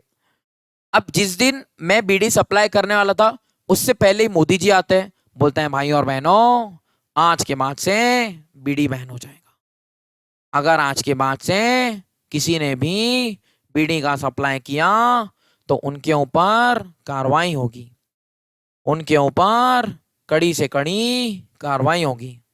अगर मोदी जी ने ऐसा कहा तो क्या हमारी हिम्मत हम कॉन्ट्रैक्ट में एंटर करें, नहीं। क्या हमारी हिम्मत है हम कॉन्ट्रैक्ट में एंटर करें, नहीं। अब अगर मोदी जी ने ही कॉन्ट्रैक्ट बैन कर दिया तो क्या हम कॉन्ट्रैक्ट को परफॉर्म कर पाएंगे, नहीं। मतलब दोनों पार्टीज क्या हो गई, डिस्चार्ज हो गई, दोनों पार्टीज माफ हो गई। अगला क्या है, destruction of the subject matter. Sir fluffy का सेल करना था, फ्लफी की डेथ हो गई, कॉन्ट्रैक्ट डिस्चार्ज। अगला क्या है, नॉन एग्जिस्टेंस और non occurrence of a particular state of things due to some personal incapacity. मुझे आपको क्लासेस देना था लेकिन मेरी पर्सनल इनकैपेसिटी आ गई, मेरा ही गला खराब हो गया, पार्टीज डिस्चार्ज। एंड अगला क्या है, by declaration of war. By declaration of war मतलब आप किसी कंट्री के साथ कॉन्ट्रैक्ट में एंटर कर रहे हो एंड आपके कंट्री के उस कंट्री के साथ वॉर चालू हो जाता है। हमको पता था जिस कंट्री के साथ आपका वॉर चालू है वो कंट्री आपका एलियन एनिमी बन जाएगा। एंड हमने देखा है एलियन एनिमी के साथ कॉन्ट्रैक्ट क्या होता है, वॉइड होता है। अगला क्या है, अगला is discharge by lapse of time. अगला क्या है बेटा, अगला है बेटा discharge bye lapse of time. Lapse of time मतलब हमने देखा था कि टाइम से रिलेटेड ना कुछ प्रोविजंस होते हैं। क्या होते हैं टाइम से रिलेटेड प्रोविजंस, हमने देखा था अगर कॉन्ट्रैक्ट में टाइम स्पेसिफाइड है तो उसी टाइम में हो जाना चाहिए। अगर कॉन्ट्रैक्ट में टाइम स्पेसिफाइड नहीं है तो विद इन रीजनेबल टाइम हो जाना चाहिए, वही है। अगर स्पेसिफाइड टाइम लिखा हुआ था उसमें परफॉर्म नहीं हुआ, पार्टी इज डिस्चार्ज। अगर नहीं लिखा हुआ था, रीजनेबल टाइम बीत गया, party is discharge. Otherwise time bar debt 3 साल के लिए रुको, उसके बाद तो ऑटोमेटिकली डिस्चार्ज। अगला इज बेटा discharge by operation of law, मतलब पार्टीज डिस्चार्ज हो जाएंगी कैसा बेटा, ऑपरेशन ऑफ लॉ के कारण। जैसे मैं आपको क्लासेस पढ़ाने वाला था, मेरी डेथ हो गई, ना मैं पढ़ा पाऊंगा ना मेरा लीगल रिप्रेजेंटेटिव पढ़ा पाएगा, कॉन्ट्रैक्ट डिस्चार्ज। मैं आपको पैसा रिपे करने वाला था, I am declared as insolvent, तो भी मैं क्या हो जाऊंगा, डिस्चार्ज हो जाऊंगा। अगला होगा discharge by breach of the contract. Discharge by breach of the contract, बेटा ब्रीच ऑफ द कॉन्ट्रैक्ट से रिलेटेड तो हमको पूरा यूनिट नंबर 5 पढ़ना है। In short breach of contract मतलब जो वादा किया वो निभाना पड़ेगा। दोनों पार्टीज को अपने वादे को निभाना चाहिए था, लेकिन अगर हम अपने वादे को निभा नहीं रहे हैं, अगर हम लोग अपने वादे को निभा नहीं रहे हैं तो इसको बोला जाएगा ब्रीच ऑफ द कॉन्ट्रैक्ट, जिससे रिलेटेड डिटेल में हमको पढ़ना है पूरे के पूरे यूनिट नंबर 5 में। अगला क्या है, प्रोमिसी में वेव और remit the performance, SBI Vijay Mallya parties discharge हो जाएंगे। अगला क्या है, effect of neglect of the promisee to afford the promisor reasonable facilities. यही था ना, मैं क्लास में आप उल्टे होके बैठ जा रहे हो, क्या आप मुझे रीजनेबल फैसिलिटीज दे रहे हो क्या, नहीं, कॉन्ट्रैक्ट क्या हो जाएगा, डिस्चार्ज हो जाएगा। एंड लास्ट इंपॉर्टेंट पॉइंट जिससे मुझे लगता है कि एग्जाम में क्वेश्चन बना सकता है, is the merger of rights, is the merger of rights. अब मर्जर ऑफ राइट्स के केस में दो पार्टीज है, लास्ट केस पॉइंट है, देन हमारा यूनिट खत्म हो जाएगा। एक है दीपक सर, एक है मोहित सर, एक है दीपक सर, एक है मोहित सर। अब मैंने क्या किया, मैंने दीपक सर से ना एक क्लासरूम रेंट पे ली। ये क्लासरूम है, ये क्लासरूम है, मैंने क्या करी, यही क्लासरूम दीपक सर से रेंट पे ली। मैंने क्या करी, यही क्लासरूम दीपक सर से मैंने रेंट पर ली। अब हमारे बीच में क्या हो गया, रेंट एग्री हो गया, हमारे बीच में क्या हो गया, रेंट एग्री हो गया। मान लो हमने 12 मंथ्स का एग्रीमेंट किया, एग्रीमेंट करना होता है ना, हमने कितने मंथ्स का एग्रीमेंट किया, 12 मंथ्स का एग्रीमेंट कर लिया, ठीक है। At an agreed rent of ₹15,000 per month, हमने एग्रीमेंट कर लिया, जरूर कर लिया। कितने पे एग्री किया, 15,000 रुपए प्रति महीना। कितने पे एग्री किया, 15,000 रुपए प्रति महीना। अब मैं महीने में प्रॉपर्टी यूज करता एंड सर को रेंट देता, प्रॉपर्टी यूज करता, रेंट देता, प्रॉपर्टी यूज करता, सर को रेंट के पैसे देता। अब बात कैसी हो गई, हमने जब कॉन्ट्रैक्ट किया ना, अगले 6 महीने बाद सर को क्या लगा, यार क्या रखा है इस दुनिया में, सर को क्या लगा, क्या लगा है इस दुनिया में, चलो मैं क्या करता हूं, मैं संन्यास ले लेता हूं, चलो मैं क्या करता हूं, संन्यास ले लेता हूं। एंड सर संन्यास लेने के लिए, सर ध्यान लगाने के लिए चले गए हिमालयाज में। सर ने बोला क्या करना है मुझे इस मटेरियलिस्टिक दुनिया में, मुझे जा रहा हूँ हिमालयाज में। सर ने क्या बोला, मुझे जाना है हिमालयाज में। एंड सर ने मुझे कॉल करके बोला ये प्रॉपर्टी खरीदना चाहता है क्या, हिमालय जाने के जस्ट पहले ना, 6 महीने बाद ही सर ने बोला मुझे जाना है। सर ने बोला प्रॉपर्टी बेचना चाहता हूँ, खरीदेगा क्या। मैं बोला खरीदूंगा। सर ने बोला कितने में खरीदेगा, सर ने बोला 50 लाख। मैं बोला सर आप जा रहे हो हिमालय में, पैसों का इतना क्या करोगे, कुछ भला काम करते जाओ। मैंने, सर ने पूछा कितना दे पाओगे, मैंने बोला सर 20 लाख। कितना दे पाऊंगा, 20 लाख। सर ने बोला कोई बात नहीं बालक, 20 लाख रुपए में आप प्रॉपर्टी ले लो। अब सर ने मुझे क्या किया, पहले सर ने मुझे प्रॉपर्टी रेंट करी थी, अभी सर ने प्रॉपर्टी मुझे 20 लाख रुपए में क्या कर दी, सेल कर दी। बाकायदा एग्रीमेंट बनाए एंड बाकायदा प्रॉपर्टी मेरे नाम पे ट्रांसफर हो चुकी है। अब सर प्रॉपर्टी मेरे नाम पे ट्रांसफर करके चले गए हिमालयास, सर चले गए हिमालयास। जैसे ही 1 महीना हुआ, जैसे ही 1 महीना हुआ, सर मुझे हिमालयास से कॉल कर रहे। नेटवर्क कैसा है बड़ा, आ जाता है नेटवर्क, आपने देखा था ना वो क्रिश मूवी में भी तो देखा था, उनका भी तो नेटवर्क आ जाता था। अब सर ने मुझे हिमालयास से कॉल किया, दीपक सर ने मुझे हिमालयास से कॉल किया। क्या बोला हिमालयास से कॉल करते हुए, मोहित यार वो तूने पिछले महीने का रेंट भेजा नहीं, मोहित यार तूने पिछले महीने का रेंट भेजा नहीं। मैं बोला सर क्या बात कर रहे हो, आप मुझे प्रॉपर्टी बेच कर गए हो।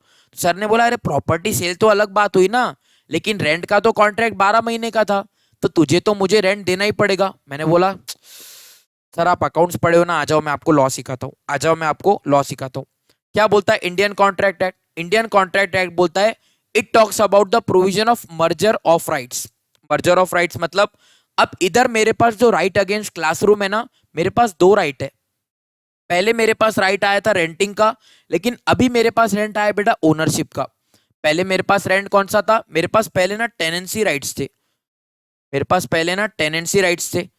अभी सेल के बाद मेरे पास कौन से आ चुके हैं? Ownership rights. मतलब मेरे पास दो राइट्स है। अब इस केस में क्या बोला हुआ है, अगर same contract same subject matter से रिलेटेड अगर मेरे पास दो राइट्स है ना, तो आपको क्या करना पड़ेगा? डिवाइड करना पड़ेगा, देखना पड़ेगा कि कौन से राइट्स इंफीरियर है, कौन से राइट्स सुपीरियर है। बताओ इन दोनों में से कौन से राइट्स इंफीरियर है? सर रेंटिंग के राइट्स इंफीरियर है, वेरएज ओनरशिप के राइट्स कौन से बेटा? सुपीरियर है। तो इस केस में बोला गया है अगर एक सुपीरियर राइट है एंड इंफीरियर राइट है, तो बाय डिफॉल्ट जो सुपीरियर राइट होगा ना वो आप एनफोर्स करोगे, एंड जो इंफीरियर राइट्स हो जाएंगे ना वो क्या हो जाएंगे? वॉइड हो जाएंगे। मतलब क्या आज के बाद से सर मुझसे पैसे मांग पाएंगे? नहीं, आज के बाद से सर मुझसे पैसे नहीं मांग पाएंगे। बिकॉज अगर क्या हो रहा है बेटा? मर्जर ऑफ राइट्स हो रहा है, तो superior rights will come into picture, and जो इंफीरियर राइट्स है वो क्या हो जाएंगे? खत्म हो जाएंगे। एंड इंफीरियर राइट्स क्या हो जाएंगे? खत्म हो जाएंगे। And we are done, and we are done, and we are done, done are done done, and we are done, and we are done, and we are done, done are done done. तो ठीक है बच्चों, here we end the revision lecture of the कौन सा unit था? Unit number 4, that is performance of the contract. इस revision lecture के जो समरी नोट्स है आपको इसी वीडियो के डिस्क्रिप्शन में मैं टेलीग्राम चैनल का लिंक पुट कर दूंगा। आप उसी टेलीग्राम चैनल से जाके समरी नोट्स को डाउनलोड कर सकते हो, है ना। एंड अगर वीडियो अच्छा तो लग ही रहा होगा, अगर यहाँ तक बने हो वीडियो के एंड तक बने हुए हो, मतलब श्योर है आपको वीडियो तो पसंद आई होगा। अब बेटा वीडियो पसंद आ रहा है तो काहे कंजूसी कर रहे हो? जल्दी से वीडियो को लाइक कर दो एंड अपने दोस्तों के साथ शेयर कर दो, वो तो आप तो कर ही दोगे। तो ठीक है बच्चों, this is it from my side. See you in the next revision lecture. This is your mentor, CMO Chora signing off. Bye.